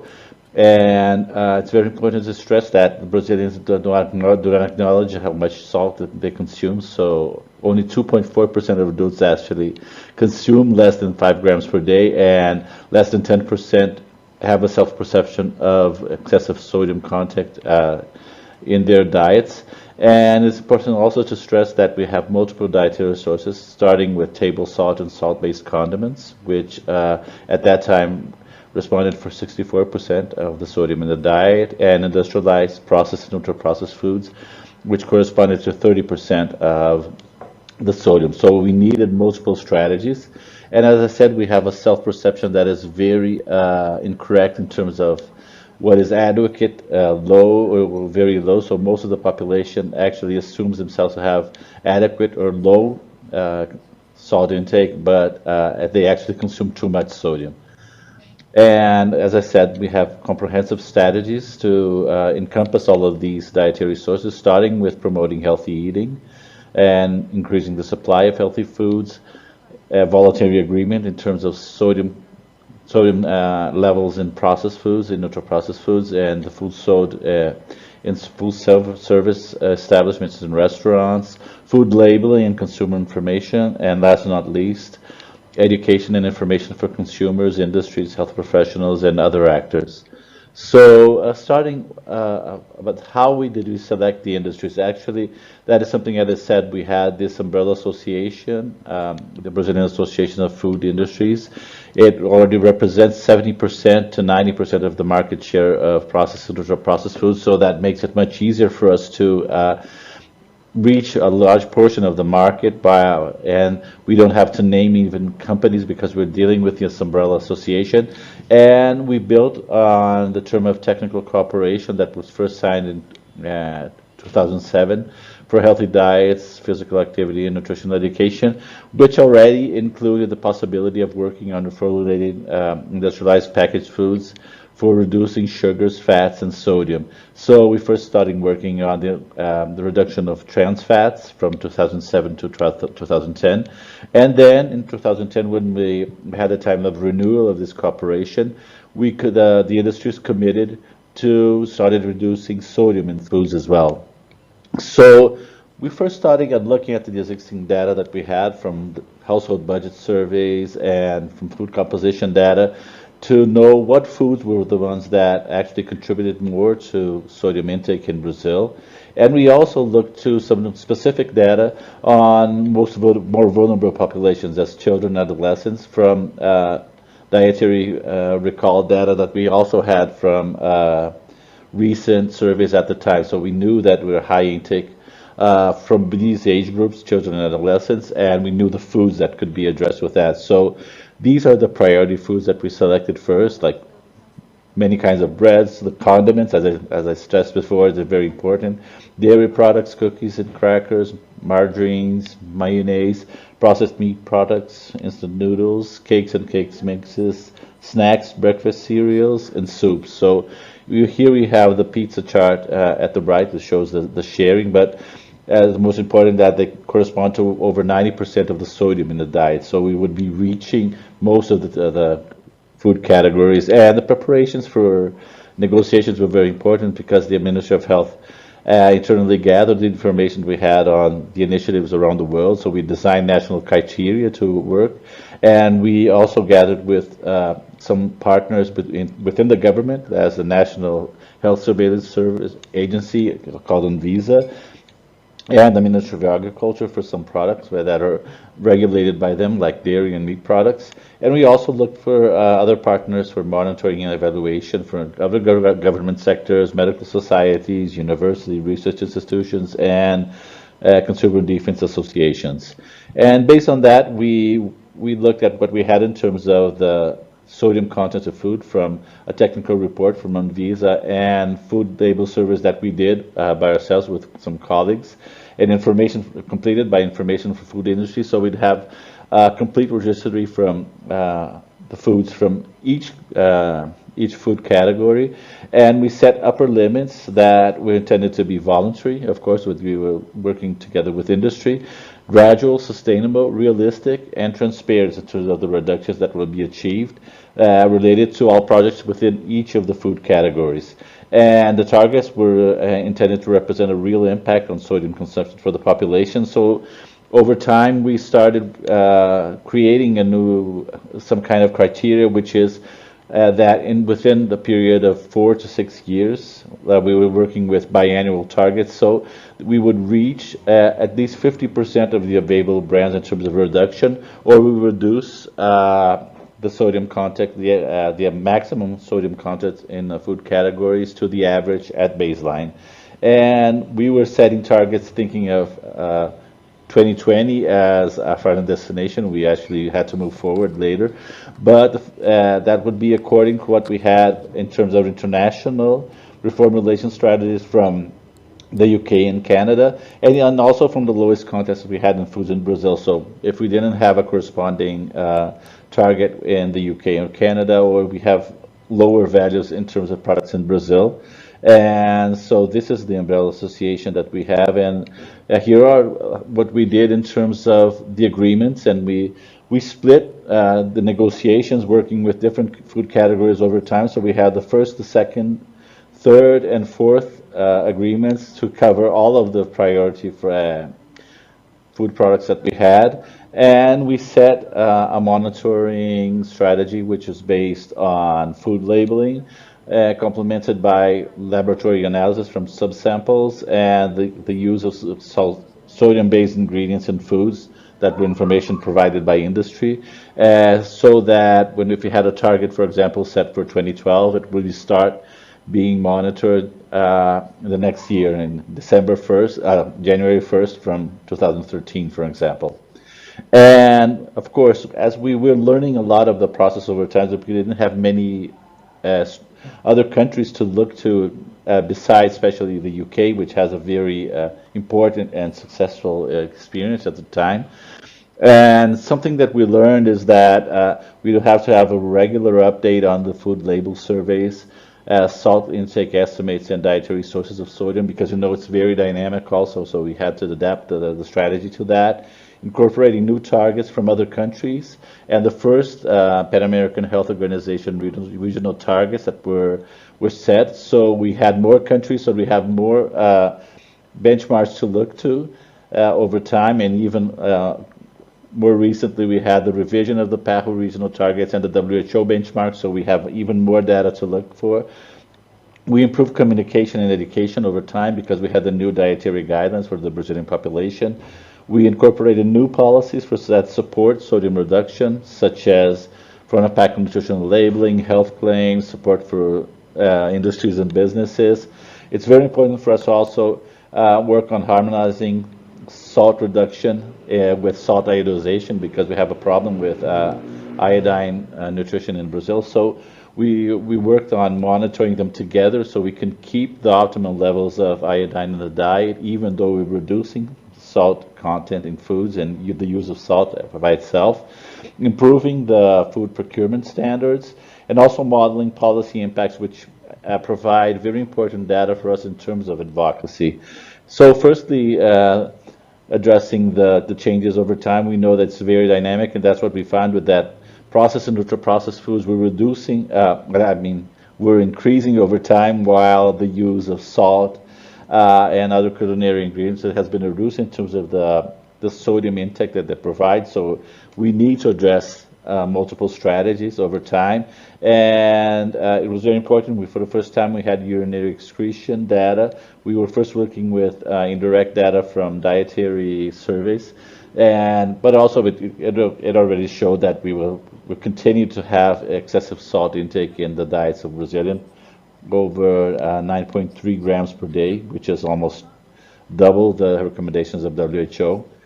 And as I said, the dietary guidelines were very important because they brought a new paradigm to nutritional recommendations for the population based on dietary patterns and not only on nutrients. And there were specific messages regarding the use of culinary ingredients, which include salt. And you know that table salt is a very important source of sodium in Brazil. And we can have these messages also for inducing policies. And it's very important, we also updated the recommendations for children under 2 years of age in 2019. So we have already many tools to convert these kinds of recommendations to messages to the population, messages to the health professionals, so they can actually address salt reduction. and also that which includes reducing the consumption of ultra-processed foods. We have had huge improvements in terms of food labeling.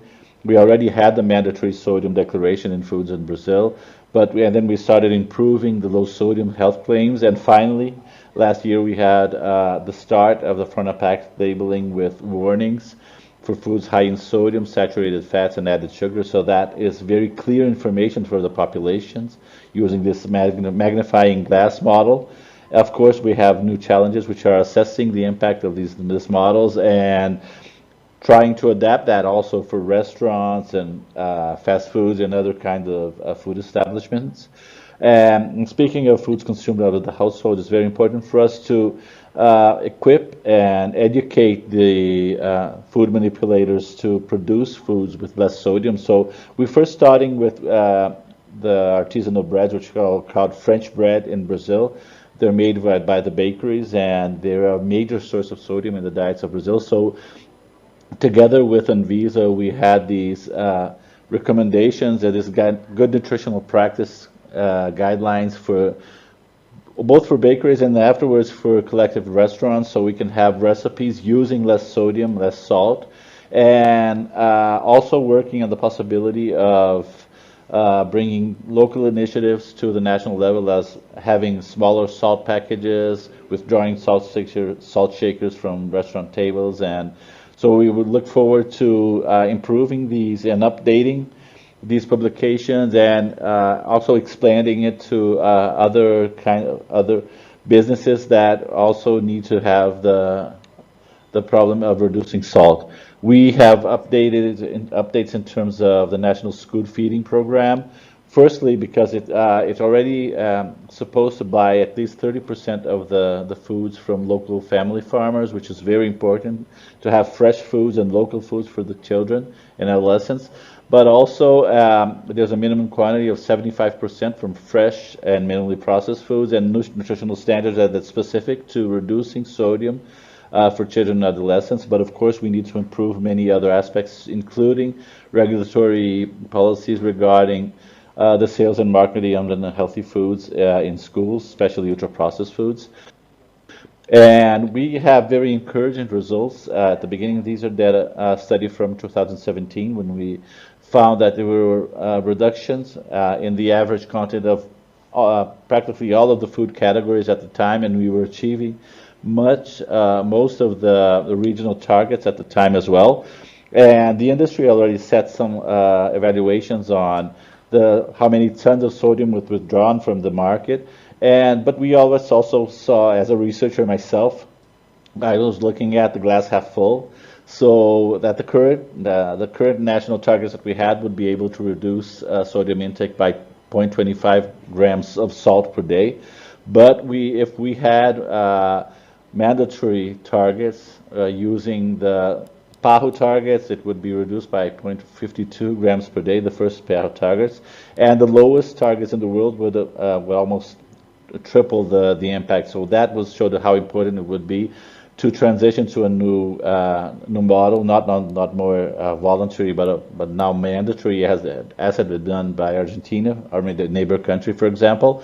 But we already studied. This is a study of mine with a group of colleague researchers from Liverpool, and we already saw that even this relatively small reduction would correspond to a big impact in terms of averted cases and averted deaths from cardiovascular disease over time. But we also use this data to show how important it would be through this policy brief, that if we had these mandatory targets, we would have much more deaths prevented, much more cases presented, and also, of course, we would have a huge economy both to the health system and to the Brazilians in general, in terms of premature deaths and the cost of disease. And here's just a picture of what would happen. We try to model other scenarios besides the ones we're using reformulation, considering front of pack labeling, the warnings, communication campaigns, and even low sodium salt is something that we have been studying as a possibility for replacing table salt. So at this point, we I am working as a consultant for the Ministry of Health, so I can say we are working on new sodium targets, which continue to be biannual and progressive, but now starting to include new food categories that to complete as much as possible in terms of the food intake, and firstly based on nutritional profile in Brazil, but also looking to the lowest regional and global benchmarks that we have already available. We continue to try to reduce the previous categories to the lowest in regional targets within a time frame of 4 to 6 years, and working on evaluating and updating the targets every 4 years. And finally, the lesson learned: what would I do if I could tell myself what to do, if I could go back in time, or perhaps if we were starting right now? Firstly, was preferably not setting targets in separate agreements. We should set them all together. It would make it much easier for communication and even for monitoring. If possible, if we had the chance to obtain market share data, it would be very important for have sales-weighted targets, have stronger enforcement, and as I said, transition to a transition plan to mandatory targets would be very important, because it's very clear that mandatory targets are much more effective. And finally, use policy modeling from the very beginning. And for example, in Southern Asia, you have the Georgia Institute from Australia, which already works with many modeling studies and could be huge partners as a WHO collaborating center. And thinking about keys for success that we had, firstly, is continuously reducing foods and improving the effectiveness. It's very important to have a continuous process, and considering multiple strategies, because we have many dietary sources. Criteria must be transparent and very impactful, and of course we have to have continuous and transparent monitoring and evaluation to show what's happening over time. And the use of national data is very important, so we can tailor-make the strategies to the specific priorities of each country. And what to do more would be continually adjusting the targets over time according to the national, regional, and international benchmarks, increasing the enforcements and the reach of the formulation targets. As I said, we're moving forward to regulatory limits, setting targets also for restaurants, fast foods, and food services, and finally continuing modeling the impacts over time, because we have the ex-ante, was something that you evaluate before you implement the policy, but also work on policy scenarios, strengthening the advocacy, and even including other strategies, possibly fiscal strategies for making healthy foods cheaper and taxing unhealthy foods, and regulating food environments, or regulating front-of-pack labeling, and all of these strategies together, so we can build a multi-component strategy that will actually reduce our sodium more effectively and reach the WHO commitments that we have for 2030 right now. And I'm open to any contacts by email. Here's my 2 emails, and I'll be happy to help in the future and whatever you need in terms of the region. Thank you very much. Ya, demikian Bapak dan Ibu, telah kita dengarkan paparan yang sangat-sangat sistematis dan komprehensif dari Prof. Eduardo. Jadi kita belajar bagaimana sejak awal Brazil sebelum menetapkan kebijakan salt reduction policy, step-step serta langkah-langkah yang sangat-sangat sistematis dan juga saintifik gitu ya. Dari mulai bagaimana menentukan prioritas makanan apa saja yang paling banyak berkontribusi terhadap konsumsi sodium di masyarakat, kemudian bahkan melakukan modeling untuk melihat implikasi, dan bahkan sampai kepada evaluasi dan juga next steps-nya untuk Brazil. Jadi banyak sekali yang bisa kita pelajari dari Brazil. Bapak dan Ibu, saya akan mengundang untuk sesi tanya jawab karena masih bersama dengan kita Dr. Ellison Tadstone dan juga Dr. Saipin dari Thailand. Untuk yang mau ditanyakan Bapak Ibu atau klarifikasi? Ya, Dr. Yeni silakan. Dari Direktorat Pencegahan dan Pengendalian Penyakit Tidak Menular. Terima kasih kami sudah boleh mendengarkan presentasi yang luar biasa dari narasumber yang sudah mempresentasikan paparannya pada hari ini. Yang saya akan mungkin meminta pencerahan dari Dr. Alison Tedstone ya, dari UK ya. Karena negara ini yang sudah hampir 20 tahun menginisiasi reduksi garam dan gula ya. Garam dulu kemudian gula. Nah, yang saya tertarik adalah challenge-nya. Jadi walaupun sudah 20 tahun ternyata ada aja yang tantangan ya, bukan hambatan, bahwa ternyata promosi dari produsen itu gencar sekali gitu. Jadi berhasil di sisi lain menurunkan, ternyata di candies atau di coklat itu nggak turun konsumsinya, justru penjualannya meningkat ya. Walaupun tadi sudah di disclaimer bahwa ini mungkin karena waktu pandemi ya, di mana mungkin salah satunya gula atau coklat itu adalah salah satu stress release. Kalau buat saya sih kalau lagi stres makan coklat atau makan permen seperti itu. Nah, yang tadi menjadi pertanyaan adalah di situ disebutkan bahwa produsen untuk mempromosikan pangan olahannya itu sangat gencar seperti itu ya disebutkan. Nah, apakah ada wacana atau sisi lain dari UK, apakah tidak menggandeng saja para produsen tersebut, karena kan gencar nih promosinya. Jadi mungkin seperti iklan rokok ya, maaf ya. Jadi iklan rokok walaupun mereka gencar tapi tetap menuliskan pesan kesehatan di promosi rokok sekalipun. Jadi kalau kita lihat misalnya baliho rokok, iklan rokok, tapi tetap mencantumkan pesan kesehatannya bahwa kalau merokok dapat menyebabkan faktor resiko bla bla bla seperti itu. Apakah tidak ada wacana dari UK untuk tetap menggandeng, karena kalau mau adu-aduan besar atau besar-besaran dana, tentunya produsen pangan itu lebih besar dana promosinya dibandingkan dengan pemerintah.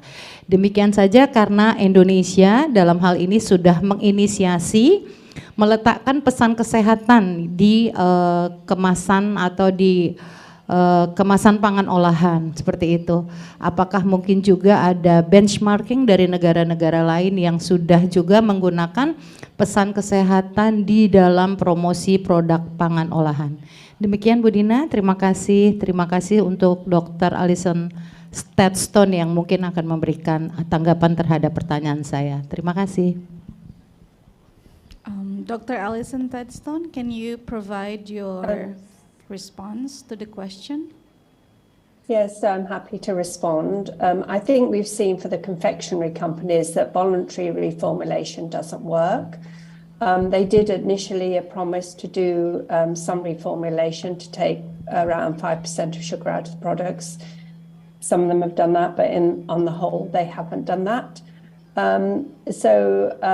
I think that, and yes, there have been many years of collaborating with companies to try and find ways to get them to sell less high sugar products. We are dealing here with a health versus wealth debate. Companies want to grow their profits, but they and companies like confectionery companies are very aware that their products are unhealthy. I don't think the increase in sales has got anything to do with the pandemic, by the way. That's just what that would have happened at any rate, because the companies are very aggressively expanding their businesses. I think we've reached a stage where we need to consider other actions for companies that do not do voluntary reformulation, and that might range from mandatory reformulation to taxation of the products. In some countries in South America, they have tried health warnings on these products. Health warnings have not been helpful for confectionery, I think. I think it was helpful for breakfast cereals, for example, in some of the South American countries, but not in products that everybody knows that they're unhealthy. So I think the lessons from around the world, you need other actions, and I personally would look at fiscal actions around around confectionery products. If you talk to confectionery companies, what they say is that we should education works, and they also say we should promote physical activity.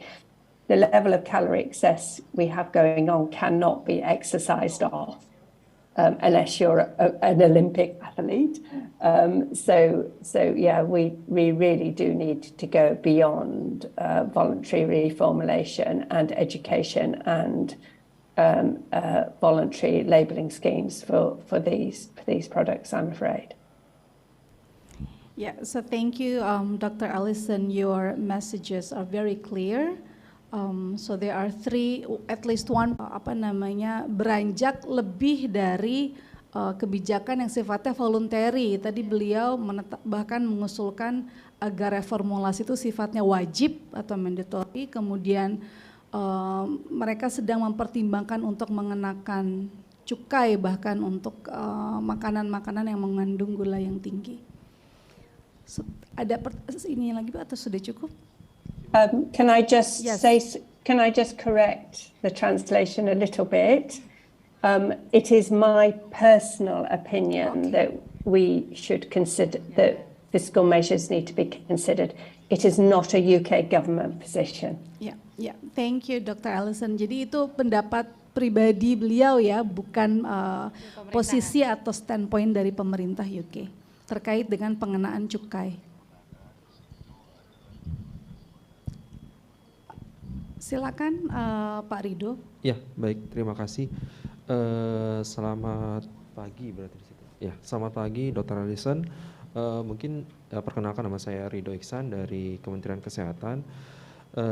Mungkin pertanyaan saya ada sedikit yang ingin ditanyakan terkait dengan saat ini kita juga sedang melakukan tahap untuk terkait dengan terkait dengan reduksi dari konsumsi garam, salah satunya itu melalui penerapan cukai yang sudah mungkin ada inisiasi dari Kementerian Keuangan. Cuma mungkin kita ingin menanyakan saat ini kan di UK lebih banyak fokusnya pada reformulasi untuk pangan yang tinggi garam, kita reduce garamnya pada makanan tersebut. Nah, bagaimana terkait dengan cukai? Apakah di UK itu sendiri belum pernah dilaksanakan untuk penurunan secara signifikan terkait dengan konsumsi garam ini sendiri melalui cukai? Itu yang pertama. Terus yang kedua adalah terkait dengan penetapan standar dari penurunan ini. Sejauh ini yang digunakan adalah mekanisme apa? Apakah melalui riset, penelitian, atau hanya justifikasi dari pemerintah saja dalam hal untuk penetapan batasan dari penurunan tadi. Terus terkait dengan pembatasan iklan, ini yang saya tadi headline ya, pembatasan iklan untuk TV anak-anak. Bagaimana untuk pembatasan iklan yang lebih luas? Apakah ini hanya difokuskan pada anak-anak saja atau ada yang lebih luasnya pada masyarakat umum? Terus yang terakhir itu adalah terkait dengan di sini kan lebih banyaknya kepada industri, sementara untuk kepada pemerintahnya sendiri upaya-upaya yang mungkin sudah dilakukan pemerintah dalam hal untuk membangun koordinasi antara industri, pemerintah dan masyarakat itu sendiri di sana seperti apa? Mungkin yang ingin saya garis bawahi, mungkin literasi membaca itu masih sedikit lebih kurang dibandingkan dengan negara-negara lain, dan ini yang membuat kami harus bekerja ekstra untuk bisa mengedukasi masyarakat agar mau terlibat untuk dalam hal penurunan reduksi garam dalam konsumsi sehari-hari. Mungkin itu. Mungkin terkait Dr. Saipin juga langsung boleh bertanya. Oh ya, satu aja. Oke, terima kasih.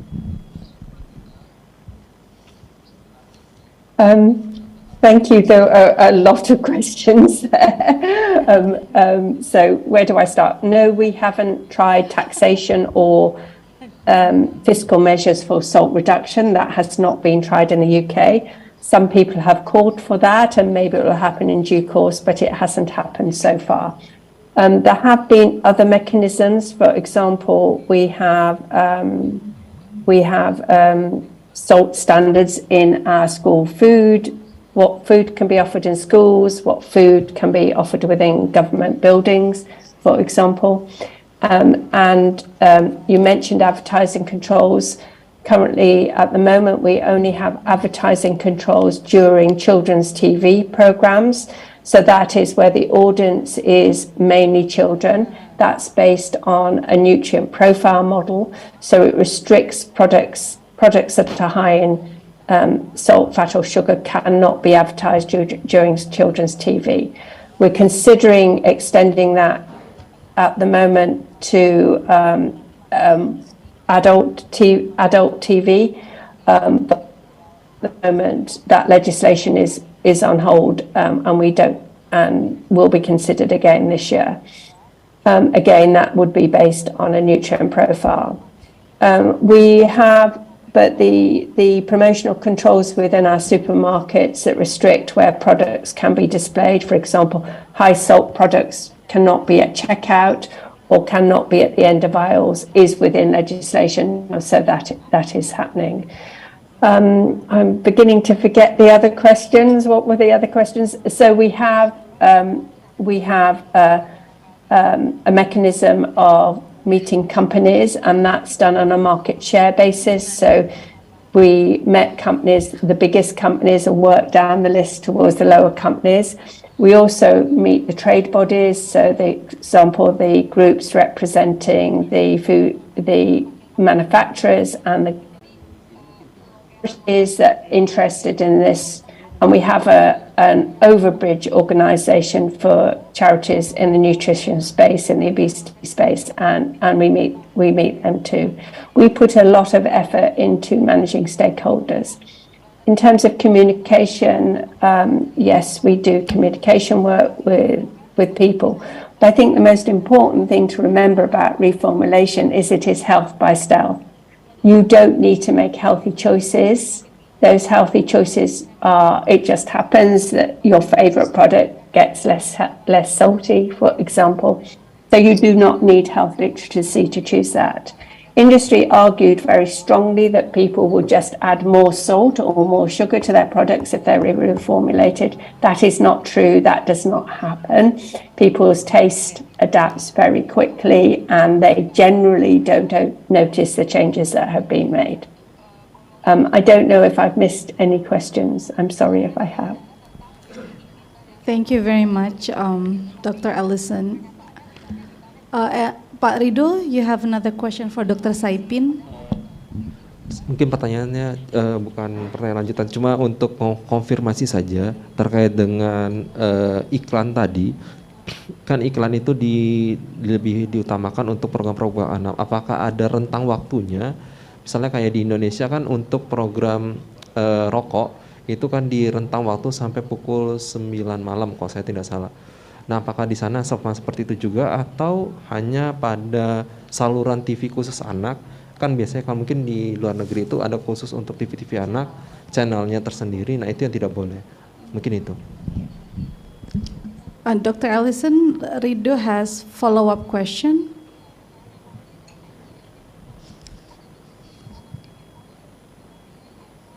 Was that for me? I don't know. Yes, the question was for you.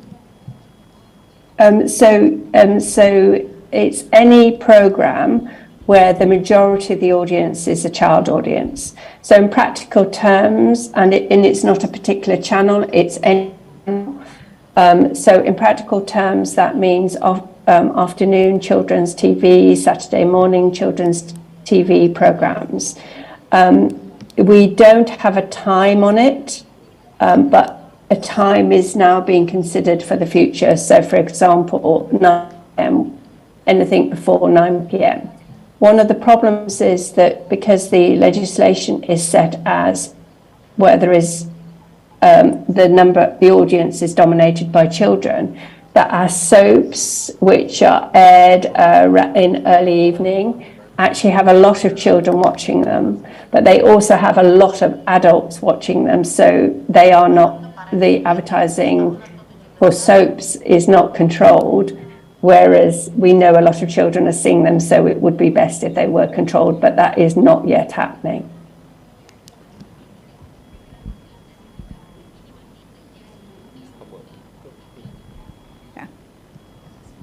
Yeah, thank you, Dr. Allison. Yang untuk Thailand? Oh iya, boleh. Pertanyaan selanjutnya untuk Dr. Saipin ya.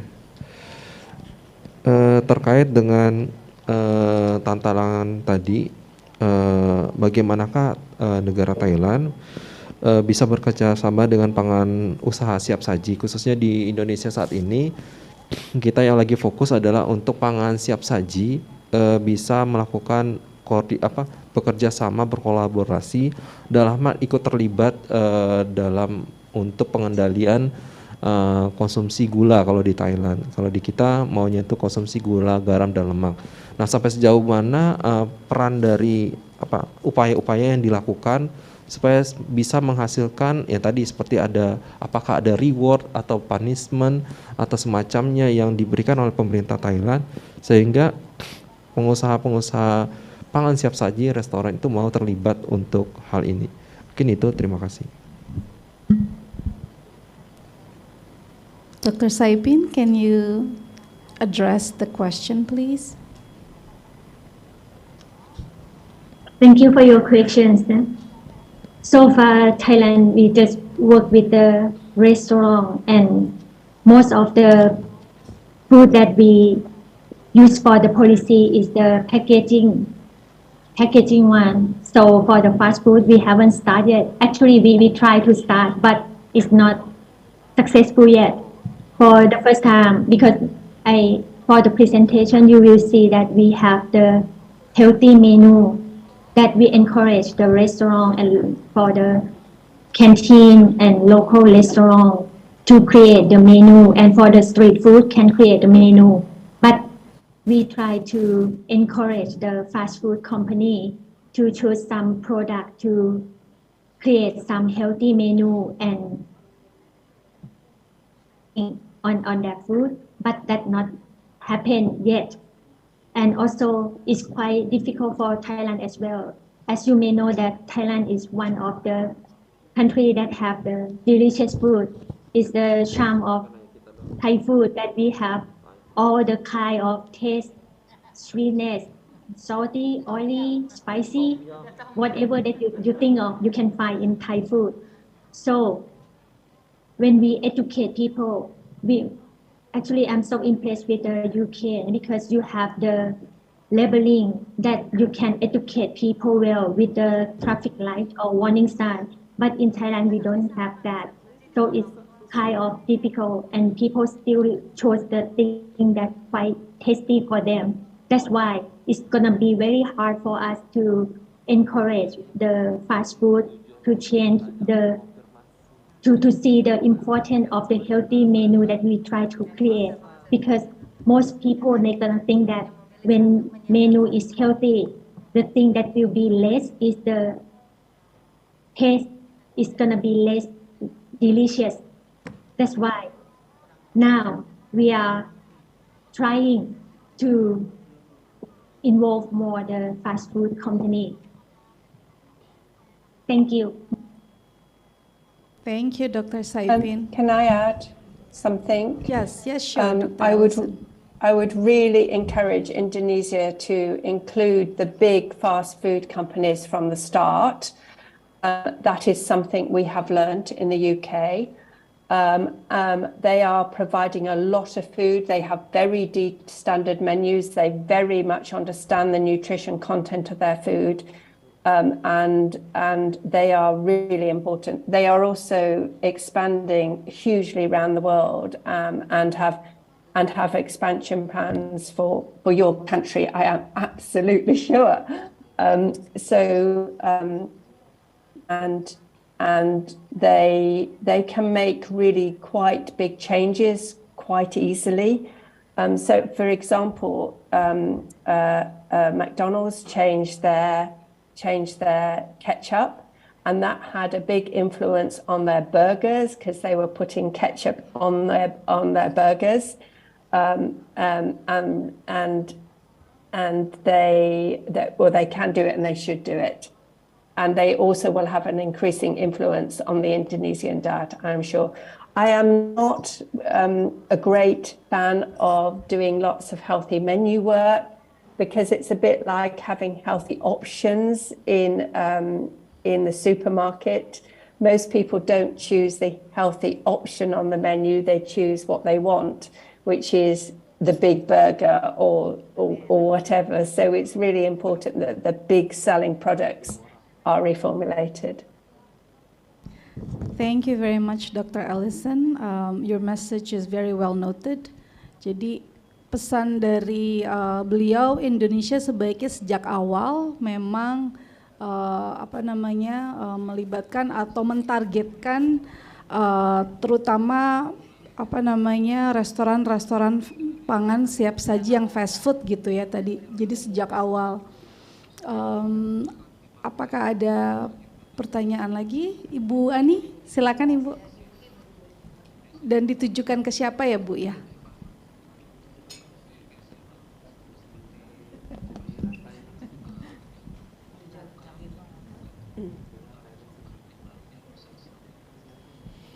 Ya baik, terima kasih Mbak Dina.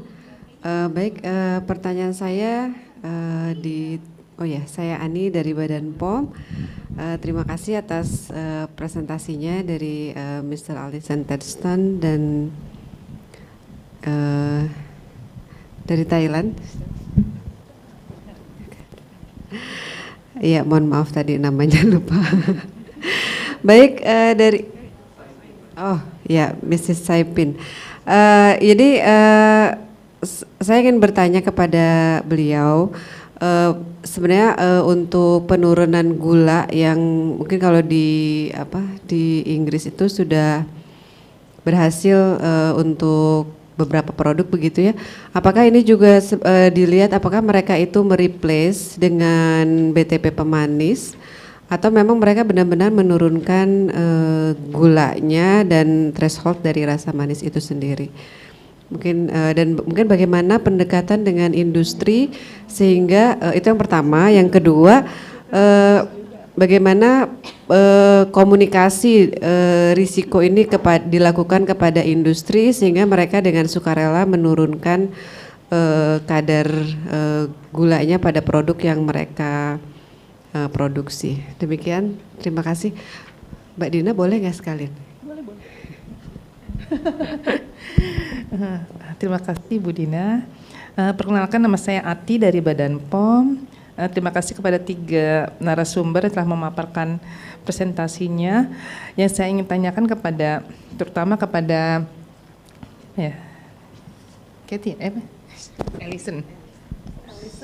Allison and Eduardo. Eduardo itu nggak ada di tempat. Pak Eduardonya video tadi. Oh, I see. Oh, oke. Typing. Typing. Oke deh. Typing. Baik, saya bertanya kepada Allison. Sebagaimana diketahui bahwa Inggris sudah mempunyai front of pack nutrition labeling, yaitu multiple traffic light. Yang ingin saya tanyakan adalah sejauh mana efektivitas pelabelan FOPNL tersebut terhadap kebiasaan konsumsi gula, garam, dan lemak, sampai dan kaitannya dengan kebijakan Inggris untuk melakukan penurunan kadar garam ya, kadar gula dan garam. Karena apakah pelabelan FOPNL tersebut belum cukup efektif sehingga ada kebijakan baru terkait formulasi untuk penurunan gula dan garam pada beberapa jenis pangan. Kemudian saya ingin menanyakan juga terkait pemahaman konsumen terhadap FOPNL multiple traffic light tersebut. bagaimana pemahamannya, karena saya sebagai orang yang melihat misalkan ketika suatu produk dia ada berwarna merah, kuning, hijau, kebetulan tiga-tiganya ada masuk kriteria dalam 3 warna tersebut, apakah pernah dilakukan oleh survei di Inggris, apakah itu akan membingungkan konsumen untuk memilih apakah saya baiknya memilih atau tidak? Nah, saya ingin bertanya terkait survei terkait efektivitas yang multiple traffic light. Ya, terima kasih Bu Dina. Yeah. So Dr. Ellison, there are 2 questions from the Indonesia FDA. Thank you. First of all, the question about guidelines to industry about how they improve their products on sugar. So government just asked companies to reduce the sugar according to thresholds we'd set by 20%. We said such that adverse nutrients should not be increased, so no increase in trans fatty acids and no increase in salt with sugar reduction. We did not tell them whether they should use artificial sweeteners or not. Our guidance was that we preferred them just to reduce the sugar in their product and to replace that with fiber or with starches or not at all, just to do recipe improvement. Different companies took different approaches. So for breakfast cereals, for example, we largely saw the sugar being removed and that being replaced by starches. For drinks, we largely saw that being replaced by intense sweeteners. So the sweetness was not improved. So I would rather see the sweeteners not being used, so people's palates adapt to a less sweet taste. That has happened in some products, but not in others. We have guidance about safe levels of sweeteners in product. So moving on, there's a question about front of pack labelling. Front of pack labelling was developed, I don't know, maybe 15 years ago in the UK. I was involved in that. And that was involved intensive consumer research along what helped guide healthy choices. And at the time in the UK, we saw front of pack traffic light labels perform the best, and that's a system that's largely been adopted in the UK. So we know that the traffic light is understood by people, and people can make healthy choices. The reality is, though, a label, and a lot of research shows this, is only effective, is effective at helping education, helping to guide the choices of some people. But it alone cannot improve diets. So I think it's rather hard to expect a label to have changed people's diets when at the same time we're seeing a lot of marketing, a lot of advertising, and so on and so forth. I'm very aware, as I've said before, that confectionery companies, for example, would say we just need a food label and a bit of education. That's not going to change the purchase of chocolate confectionery when we've got aggressive advertising going on for that product.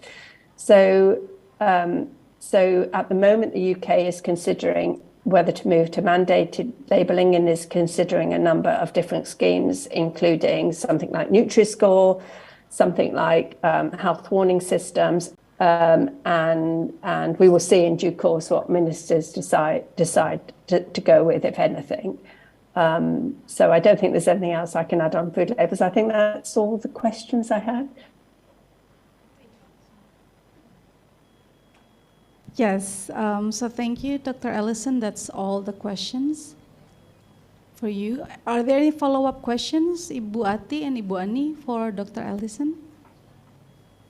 Okay. Alright. Masih ada beberapa pertanyaan lagi, Dr. Ellison and Dr. Saipin. I hope you don't mind, but there are many interest from the participants. If you can stay with us for a couple more minutes, we still have a few questions.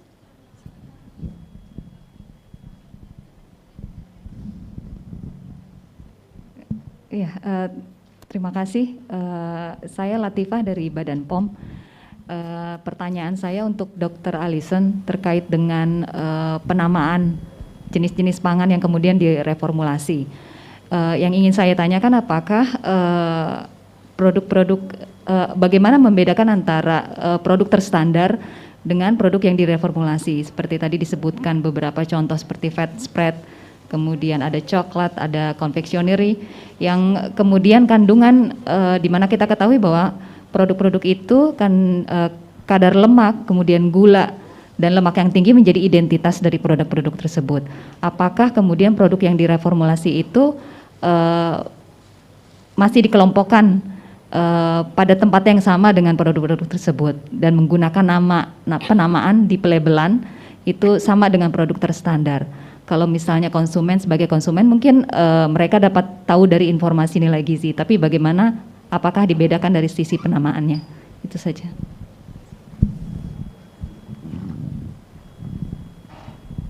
So the short answer to that is no, we don't do that. If industry want to make a claim on the product, then there is legislation governing that claim. For example, they want to make a lower in sugar claim, then there is legislation that controls that. But we don't differentiate, and I think that's the whole purpose of the reformulation program, is to change as many products as possible at the same time, so that people's tastes adapt and they carry on choosing their same breakfast cereal, but the breakfast cereal is different, and they don't notice that. So yes, nothing is covered up. They can look on the nutrient panel, they can look on the front of pack traffic light, but we do not rename the product. If you look at there is extensive guidance on this published by Public Health England on how foods are classified, and that's easily available on the internet. If you want resources, somebody just needs to drop me an email and I'll send a list. Thank you very much, Dr. Allison and also Dr. Saipin, for your time. We apologize for the prolonged discussion since we started this webinar late. Again, we would like to thank you for your time and also for sharing your knowledge that is very, very valuable for Indonesia. We thank you again, and we give again a round of applause for Dr. Allison and Dr. Saipin. Bapak dan Ibu, tepuk tangan. So thank you, Dr. Allison and Dr. Saipin, for being with us, and we hope if we have further questions, you wouldn't mind for Minister of Health and also the Indonesia FDA as well as WHO to contact you further. Thank you very much for being with us. Baik, Bapak dan Ibu, dengan demikian kita akhiri sesi yang kedua ini. Untuk selanjutnya kita masih ada sesi ketiga, yaitu sedikit saja tanggapan, tetapi mungkin Bu Facha bagaimana Ibu, apakah kita istirahat untuk sholat asar dulu atau bagaimana Bu Facha, mengingat waktunya sudah 4:48 untuk acara break selanjutnya. Terima kasih Bapak dan Ibu, dan mohon maaf jika selama masa memoderatori sesi ini terjadi banyak kekurangan. Terima kasih. Assalamualaikum warahmatullahi wabarakatuh. Baik, terima kasih banyak kepada seluruh pembicara, Dr. Alison Touchstone selaku Chief Nutritionist Public Health England, Dr. Saipin Chotvisien selaku Director of Nutrition Ministry of Health Thailand, kemudian Profesor Eduardo Nelson selaku Deputy Coordinator of Food and Nutrition at the Ministry of Health Brazil, serta Ibu Dina Kania selaku moderator.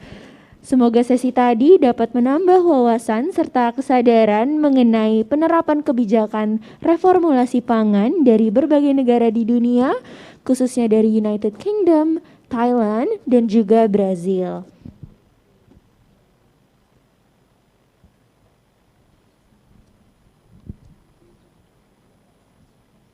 Baik, selanjutnya akan dilanjutkan ke sesi ketiga, yaitu mengenai sesi tanggapan yang akan dimoderatori kembali oleh Ibu Dina Kania. Iya betul. Baik, dipersilahkan Ibu. Ya, baik Bapak Ibu, mungkin kita singkat saja pesan dari Dr. Fatcha karena waktunya juga sudah jam 5. Pada sesi ini sebetulnya hanya ingin mengundang tanggapan perwakilan dari Kementerian Kesehatan dan juga Badan POM mengenai materi yang telah didapatkan pada siang hari ini. Mungkin dari Kemenkes atau Badan POM dulu, Bu? Badan POM dulu?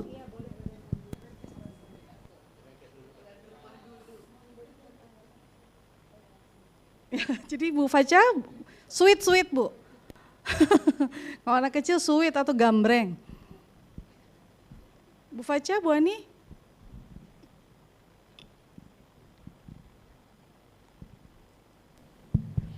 Ya baik, terima kasih atas kesempatannya. Kalau di sini ditulisnya Kemenkes duluan baru. Oh gitu ya. Jadi tapi nggak apa-apa. Terima kasih atas kesempatannya. Iya, ini tanggapan untuk acara hari ini begitu? Untuk materi ya? Hari ini dan kemudian kira-kira Bu, untuk Indonesia nih Bu, ini kan hanya sekedar brainstorming saja. Kira-kira apa yang visible untuk dilakukan di Indonesia terkait dengan reformulasi pangan? Apa yang visible? Baik. Memang dari yang tadi kita dengarkan dari awal ya, dari WHO begitu ya,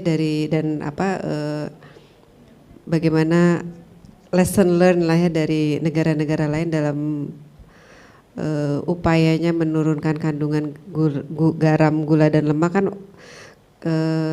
Tadi sih sempat terpikir juga mungkin kita perlu tadi kan disampaikan bahwa untuk menurunkan itu kan kalau hanya edukasi itu kan tidak berdampak begitu ya akan lama. Dan kalau melihat dari Inggris tadi itu juga dan Thailand begitu ya, mungkin yang lebih dekat dengan kita Thailand. Bagaimana mereka melakukan itu dengan menggerakkan seluruh instansi pemerintah gitu ya. Jadi dari masing-masing kita bisa mengeksplor nih apa yang bisa dilakukan, misalnya dari Badan POM terkait dengan mungkin pelabelannya, dari M.Kes terkait apa, kemudian tadi sampai ke sekolah-sekolah sampai bisa ada kebijakan di sekolah misalnya untuk memban tadi soft drink misalnya kan dilarang. Jadi sebenarnya sih apa sih yang visible kita lakukan, sebenarnya apa yang tadi disampaikan mungkin visible aja kita lakukan. Tapi kan tadi kembali kita harus mereview dulu nih, kita harus menetapkan apa sih jenis pangannya yang kita akan tetapkan seperti itu kan. Kemudian bagaimana tahapan reduksinya itu kan akan jika berproses, tadi berproses betul. Jadi kalau tadi di WHO punya roadmap gitu sampai menurunkan sekian, tapi kan kita tadi bertahap tadi. Nah itu dengan bertahap, nah itu tentunya tadi input tadi itu bisa di-collect begitu ya untuk jadi input kita untuk bisa menentukan apa yang pas dilakukan oleh Indonesia. Begitu sih, terima kasih. Terima kasih Bu Ani. Ini saya ada pertanyaan lanjutan, boleh ya Bu? Sebelum ke Bu Fatcha, jadi Badan POM selesaikan dulu. Bu Ani, apakah di Indonesia Badan POM memiliki data terkait pangan olahan yang kan Badan POM itu mengawasi juga ya Bu Ani ya? Apakah memiliki database untuk pangan olahan terdaftar itu kandungan gula, garam, lemaknya ada nggak Bu? Maksudnya datanya, jadi ketahuan bahwa yang paling banyak mengandung kadar natrium atau garam produk A, B, C misalnya Bu? Ada. Jadi dari produk terdaftar itu ada. Tadi sebenarnya kita tuh ingin menyampaikan. Cuman memang saat ini memang kita lagi ada bermasalah ya. Dari data yang kami ini. Tapi sebenarnya Badan POM tentunya punya karena itu kan saat ini kan kandung ING itu kan wajib. Jadi semua yang terdaftar di situ pasti ada kandungan gizinya. Iya. Tapi Bu berarti kalau misalnya untuk membuat ketika misalnya nanti baik Badan POM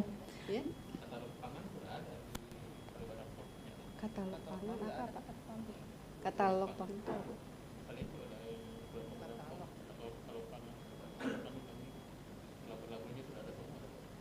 Oh itu maksudnya yang 163 jenis pangan itu. Oh yang UMK maksudnya Pak? Kalian itu punya katalog pangan.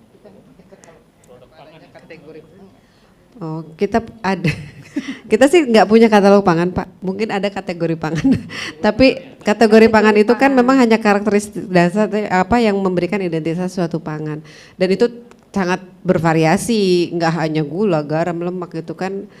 Tadi disampaikan, maksudnya bukan tidak mesti satu jenis pangan itu ditetapkan kadar GGL-nya. Tapi tergantung dari karakteristik, misalnya sirup. Ya sirup itu hanya kandungan gula sebagai identitasnya, jadi kandungan gula yang ditetapkan. Yang lain tidak, itu seperti itu, jadi memang tidak semua sih. Ya. Tapi kalau ditanya data ada Badan POM gitu. Termasuk gula juga, jadi semua ya Bu ya? Apalagi kan sekarang wajib ING itu Bu, jadi kan apa namanya yang daftar di Badan POM pasti dia wajib mencantumkan informasi nilai gizi. Informasi nilai gizi kalau yang dia bukan UMK dia harus punya COI dan itu memang harus masuk entry ke apa namanya di kita sebagai salah satu untuk pengawasan bagaimana mereka mencantumkan informasi nilai gizi di labelnya itu benar. Itu kan salah satu yang kita lakukan pada saat pre-market evaluation. Jadi database-nya ada ya Bu Ani ya? Ada. Nah Bu Ani berarti kalau misalnya pemerintah baik Badan POM dan juga Kemenkes terutama sudah ada arahan dari Pak Wamen ya Bu Facha, misalnya menetapkan bahwa akan dibuat kebijakan tentang reformulasi pangan, tentunya kan data ini diperlukan ya Bu Ani, data yang tadi database untuk melihat mapping dari jenis-jenis produk pangan olahan mana saja yang mengandung gula, garam, lemak yang tinggi. Itu berarti bisa diakses ya Bu ya, bisa dimintakan atau iya, oleh jadi Kemenkes? kalau untuk data itu karena kan data itu juga bersifat rahasia. Iya, jadi itu kan kita udah ada kayak agreement ya. Jadi tentunya untuk masalah data kita perlu sampaikan ke pimpinan begitu ya, dan bagaimana caranya karena kita juga harus apa namanya menjaga kerahasiaan ini. Karena kan pada saat mereka submit kita sudah menyatakan bahwa kerahasiaan mereka itu terjamin, begitulah istilahnya ya. Jadi artinya tentunya kita punya batasan-batasan tertentu untuk bisa mengeluarkan suatu data dari Badan POM. Oke baik, tapi pada prinsipnya kalau misalnya dimintakan sesama pemerintah bisa ya Bu Ani, karena kalau label kan itu sudah masyarakat juga bisa lihat kan ya Bu Ani, apakah itu rahasia juga? Ya Bu, oke baik. Bu Ani mungkin satu lagi, jadi kalau misalnya tadi, karena kan ini sifatnya bukan, ini hanya pedoman WHO saja Bu, apakah memungkinkan ketika guideline dari untuk negara-negara Southeast Asia ini kemudian bisa mengadopsi Bu benchmarking yang ditetapkan atau direkomendasikan oleh WHO dalam pedoman yang akan dikeluarkan? Baru akan sih Bu itu masih. Tadi diulang apanya tadi yang untuk dipertanyakannya tadi apa? Profil gizi dari? Kan dari Siaro itu sedang membuat benchmarking Bu untuk sodium benchmarking untuk beberapa kategori pangan yang tadi yang Kathy Trio presentasikan ketika pas pagi di awal. Nah itu kan memang masih draft Bu Ani dan Bu Ati, masih dalam proses pembuatan, belum difinalkan. Nah pertanyaan saya ketika itu difinalkan, seberapa mungkin Indonesia mengadopsi untuk mengadopsi ketentuan tersebut Bu? Jadi tadi kandungan garamnya misalnya untuk biskuit, roti mengacu kepada rekomendasi dari pedoman tersebut. Untuk reformulasi.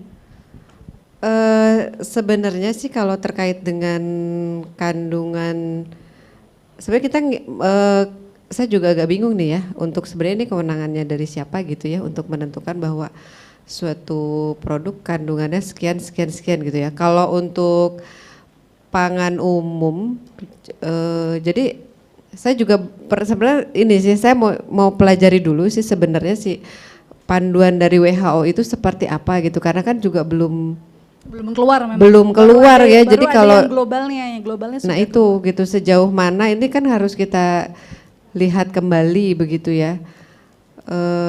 Kalau untuk ya seperti itulah maksudnya saya dalam hal ini belum bisa kalau ditanya nih ya, apa yang bisa ini, saya juga belum bisa menyatakan Badan POM apa yang begitu ya, karena kita juga belum memahami. Terus terang ini kan baru pertama juga kami ketahui begitu ya, oh ada yang seperti ini begitu kan ya.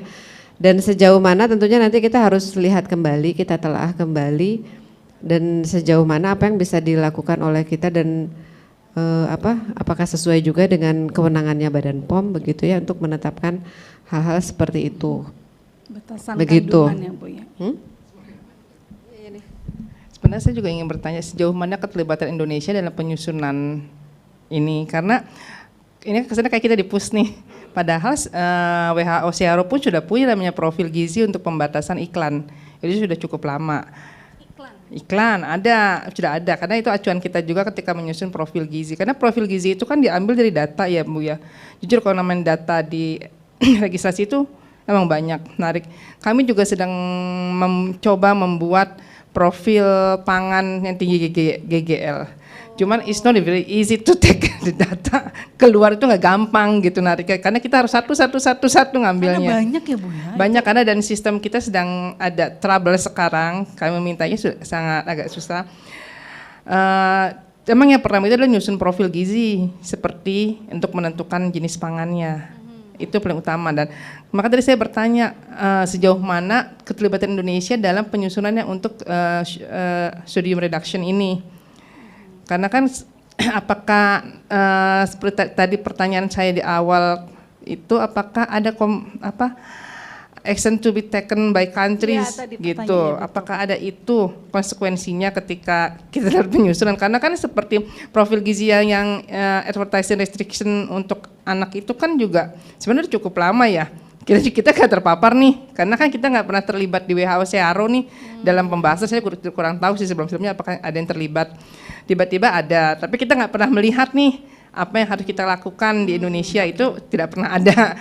Saya mengetahuinya ketika kita sedang menetapkan logo pilihan lebih sehat, tiba-tiba oh ada ini, nah itu acuannya. Nah sebenarnya itu hal yang pertama kita tanyakan sebelum balik apa harus kita lakukan negara gitu, karena kalau untuk menetapkan itu juga kan butuh koordinasi, karena itu agak sulit juga. Kita sebenarnya kan salah satu bentuk formulasi itu kan walaupun masih sifatnya sukarela kan berupa pencantuman logo pilihan lebih sehat, itu kan sebenarnya sudah ditentukan ya batasnya, memang agak lebih ekstrim sebenarnya, karena kan sangat penurunannya agak lebih inilah untuk pencantumkan logo pilihan lebih sehat. Nah sebenarnya sih saya lebih ke situ sih Bu Dina, sebenarnya kalau mau kita ditanya tadi sudah disebutkan oleh Bu Ani, tapi tolong kita juga dilibatkan dalam pembahasannya, jangan ujuk-ujuk kita ditanya seperti itu gitu, tiba-tiba diminta action apa nih yang harus dilakukan oleh Badan POM, karena kan pangan olahan kebetulan kan wewenangnya Badan POM dan koordinasi dengan industri itu kan tidak semudah itu juga gitu ketika menetapkan. Apalagi kalau kita bicara tentang garam ya pasti kan tembakan itu mie instan yang paling banyak. Betul Bu. Seperti udah kebayang ini industri yang paling banyak garamnya, paling banyak dikonsumsinya. Betul. Jadi Bu Ani dan Bu Ati tadi sebagaimana juga yang Angela klarifikasi di awal bahwa pedoman tersebut sifatnya guideline sih Bu, pedoman, jadi tidak mandatory, dan itu tentunya diserahkan kepada country, kepada negara atau pemerintah untuk menetapkan apakah mau mengacu ke sana. Itu kan hanya sekedar pedoman gitu ya Bu. Tetapi tadi juga Angela menyampaikan kepada kami bahwa meskipun ini nanti draft ini akan di-share ke country dan tentunya akan dimintakan input dan feedback dari teman-teman pemerintah. Jadi M.Kes dan juga Badan POM itu pasti akan dimintakan input dan feedback terkait draft sodium benchmarking ini untuk negara-negara di Asia Tenggara. Jadi ditunggu tanggal mainnya Bu, nanti kita akan email Ibu jika sudah ada. Mungkin lagi pertanyaan, apakah ini akan ada seperti kayak report ketika ada di WHA Assembly seperti itu, sepertinya kayak inilah TFA replace itu, apakah kita harus mereport apa yang sudah dilakukan oleh tiap-tiap negara terhadap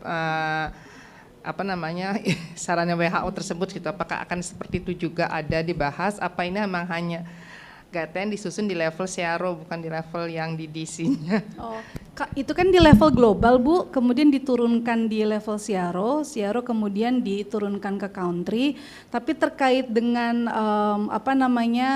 laporan negara, kalau secara spesifik untuk itu dimintakan laporan tidak Bu ya, tetapi mungkin biasanya kalau WHA itu kan pemerintah biasanya secara sukarela melaporkan progres apa saja yang sudah dilakukan oleh pemerintah dalam hal misalnya penanggulangan NCD biasanya Bu, termasuk juga misalnya ASEAN. Bu Fatcha mungkin bisa cerita bagaimana negara-negara lain di ASEAN itu melaporkan untuk kebijakan untuk memperbaiki pola makan yang untuk mendorong pola makan yang sehat, kami telah mengeluarkan kebijakan ABCD. Jadi memang itu sifatnya memang report yang voluntary dari pemerintah sih Bu, karena kan biasanya pemerintah ingin menunjukkan progres yang sudah kita lakukan sebagai bentuk achievement Bu Ati dan Bu Ani, tetapi tidak ada progres wajib kita melaporkan tahun ini sudah sampai mana, enggak begitu sih setahu saya Bu Ati dan Bu Ani. Dan kalau tidak ada lagi dari Badan POM, saya mungkin izin beranjak kepada Bu Fatcha dari Kemenkes. Bagaimana Ibu menanggapi materi hari ini, kemudian tanggapan dari Kemenkes terkait dengan kebijakan yang mungkin dapat dilakukan di Indonesia? Iya, terima kasih. Saya singkat saja karena ini sudah lewat dari jadwal nih Bu Dina. Iya, udah ditelepon juga jam ya, Bu. 5 lebih 7 menit nanti. Betul, 5 menit saja Bu Fatcha. Iya. Untuk Kemenkes ya, dari materi yang tadi sudah disampaikan, jadi kita nih tercerahkan gitu ya. Isunya sekarang ini kan kita ingin mengusung reformulasi pangan gitu, Bapak Ibu, terutama dari Badan POM ya. Sehingga kita harus bekerja sama dengan Badan POM terutama dan lintas kementerian yang terkait, terutama Kementerian Perindustrian, untuk mengusung reformulasi pangan gitu. Karena kenapa? Karena disease burden-nya NCD itu udah sangat besar gitu Bu. Jadi Bapak Ibu harus tahu bahwa 60% JKN itu dananya itu habis untuk katastropik. Katastropik itu 4 besarnya adalah NCD gitu. Penyakit jantung, stroke, diabetes, hipertensi gitu. Nah, kalau ini kita tidak tanggulangi dari hulunya, yaitu faktor resikonya, konsumsi gula, garam, lemak, nah ini kan Indonesia pasti akan mengalami kerugian ekonomi yang akan naik terus tiap tahunnya gitu. Nah itu dari aspek ekonomi. Kalau dari morbiditasnya ya sayang dong ya, rakyat Indonesia yang pandai-pandai, yang sudah expert gitu di bidangnya, mati lebih dulu gitu ya kasarnya karena penyakit NCD ini, karena memang pola makannya, perilaku makannya tidak kita batasi. Jadi sebenarnya pemerintah harus hadir nih karena masalahnya sudah sangat besar gitu. Jadi udah harus waspada. Jadi pemerintah harus hadir berkontribusi gitu. Salah satu upayanya adalah mengusung reformulasi pangan ini gitu. Jadi kita rencananya akan menginisiasi reformulasi pangan ini bekerja sama dengan lintas sektor yang lain gitu. Setelah tadi dipaparkan, ternyata memang reformulasi pangan itu sulit ya, tetapi tetap kita harus berupaya untuk bisa melaksanakannya. Memang harus gradual, jadi pelan-pelan gitu ya. Setiap tahunnya kita harus buat roadmap, action plan yang jelas, yang benar gitu, yang bisa diterima oleh semua pihak setiap tahunnya. Target pengurangannya berapa, pada produk makanan apa, kalau yang saya pelajari itu harus jelas gitu ya. Nah, kita harus duduk bersama supaya semua bisa menerima dengan baik gitu. Ya, begitu aja tanggapan dari Kemenkes. Terima kasih. Terima kasih banyak Bu Fatcha. Jadi ini tanggapan pamungkas Bu Fatcha. Jadi message-nya clear. Oh, ada pertanyaan. Gimana Bu Fatcha? pertanyaan. Di WA atau di mana? Gak ada punya ini. Apakah tadi pertanyaan kepada narasumber ya? Oh, oke. Iya.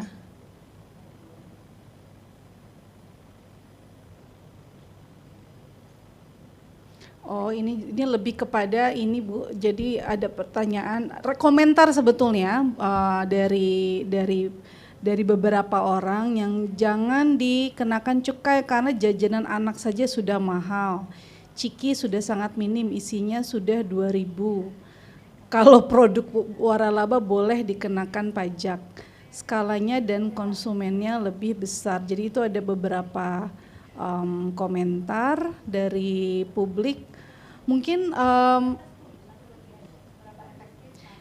ya, seberapa efektif hasil yang sudah didapat dari usaha yang sudah dilakukan, indeks konsumsi gula dan garam di negara-negara berkembang dan negara maju, serta apa ada impact lain yang terjadi bagi kesehatan komunitas. Jadi kalau tadi mendengarkan presentasi baik itu dari Thailand, Brazil dan juga Inggris, jelas bahwa kebijakan mereka itu turut berkontribusi terhadap penurunan tren dari konsumsi garam dan juga gula. Jadi jelas ada signifikansinya, dan tadi juga Dr. Eduardo dalam paparannya bahkan sudah membuat modeling mana yang paling efektif dari berbagai policy options yang telah diberlakukan. Kembali lagi ke diskusi kita, Bu Fatcha dan Badan POM, mungkin ya dari Kemenkes Bu Fatcha untuk kedepannya, karena tadi Bu Fatcha dan Badan POM juga bilang perlu diskusi lebih lanjut.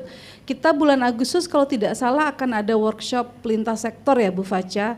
Mungkin pada workshop itu kita bisa duduk bersama dengan lintas sektor untuk kemudian membahas lebih detail lagi dan membuat draft action plan mungkin Bu Fatcha, apa kira-kira yang bisa Indonesia lakukan dalam waktu dekat, kemudian jangka panjangnya seperti apa. Dan tentunya tidak akan berakhir pada webinar saja Bu Ani pada hari ini. Besok kita masih lanjut kebetulan untuk hari kedua di tema yang sedikit berbeda, yaitu tentang food labeling, meskipun tadi sudah Bu Ani paparkan ya Bu ya, progres Indonesia. Tetapi besok kita akan lanjut mendengarkan pengalaman dari negara India dan juga Sri Lanka terkait food labeling policy, juga dari Australia, Bridget Kelly, tentang bagaimana perkembangan food labeling di dunia. Mungkin dari saya itu Bu Fatcha dan Bu Ani tadi sudah mendengar kita tanggapan dari Kemenkes dan Badan POM, dan saya kembalikan kepada moderator. Maaf, kepada MC. Baik, terima kasih banyak Ibu Dina atas sesinya, dan juga kepada Ibu Ani dari Badan POM serta Dr. Fatcha dari Kemenkes atas tanggapannya untuk sesi hari ini. Saya juga ingin mengucapkan terima kasih banyak kepada seluruh pembicara yang kami hormati atas waktu serta ilmunya mengenai topik reformulasi pangan. Semoga melalui kegiatan ini dapat menambah pengetahuan serta membangun kesadaran mengenai reformulasi pangan dan pelabelan pangan sebagai langkah nyata untuk menurunkan angka penyakit tidak menular. Selanjutnya, saya juga ingin mengingatkan bahwa akan ada kegiatan webinar juga di esok hari pada pukul 8 waktu Indonesia Barat mengenai topik pelabelan pangan, dan untuk kegiatan esok tentunya mengundang narasumber yang tidak kalah keren daripada hari ini. Yang pertama terdapat Profesor Bridget Kelly, Associate Professor of Public Health Nutrition, University of Wollongong, Australia. Kemudian ada Dr. Madhavan Nair dari Ministry of Health India. Kemudian juga ada Dr. Banuja Wijaya Tilaka dari Ministry of Health Sri Lanka. Oleh karena itu, kehadiran dari para hadirin sekalian sangat amat kami nantikan. Dan dengan ini, sampailah kita pada penghujung acara webinar reformulasi dan pelabelan pangan. Dan sebelum kita menutup acara, marilah kita berdoa menurut agama dan kepercayaan masing-masing. Berdoa saya persilakan.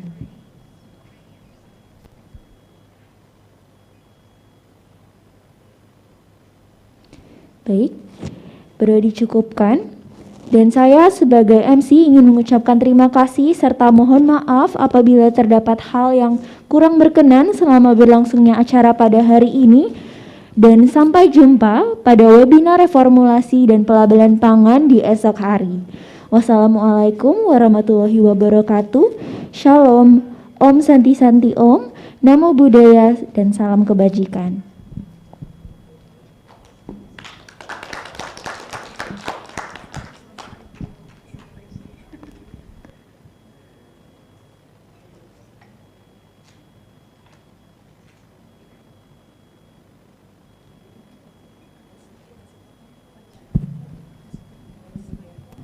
Bapak Ibu, kami informasikan untuk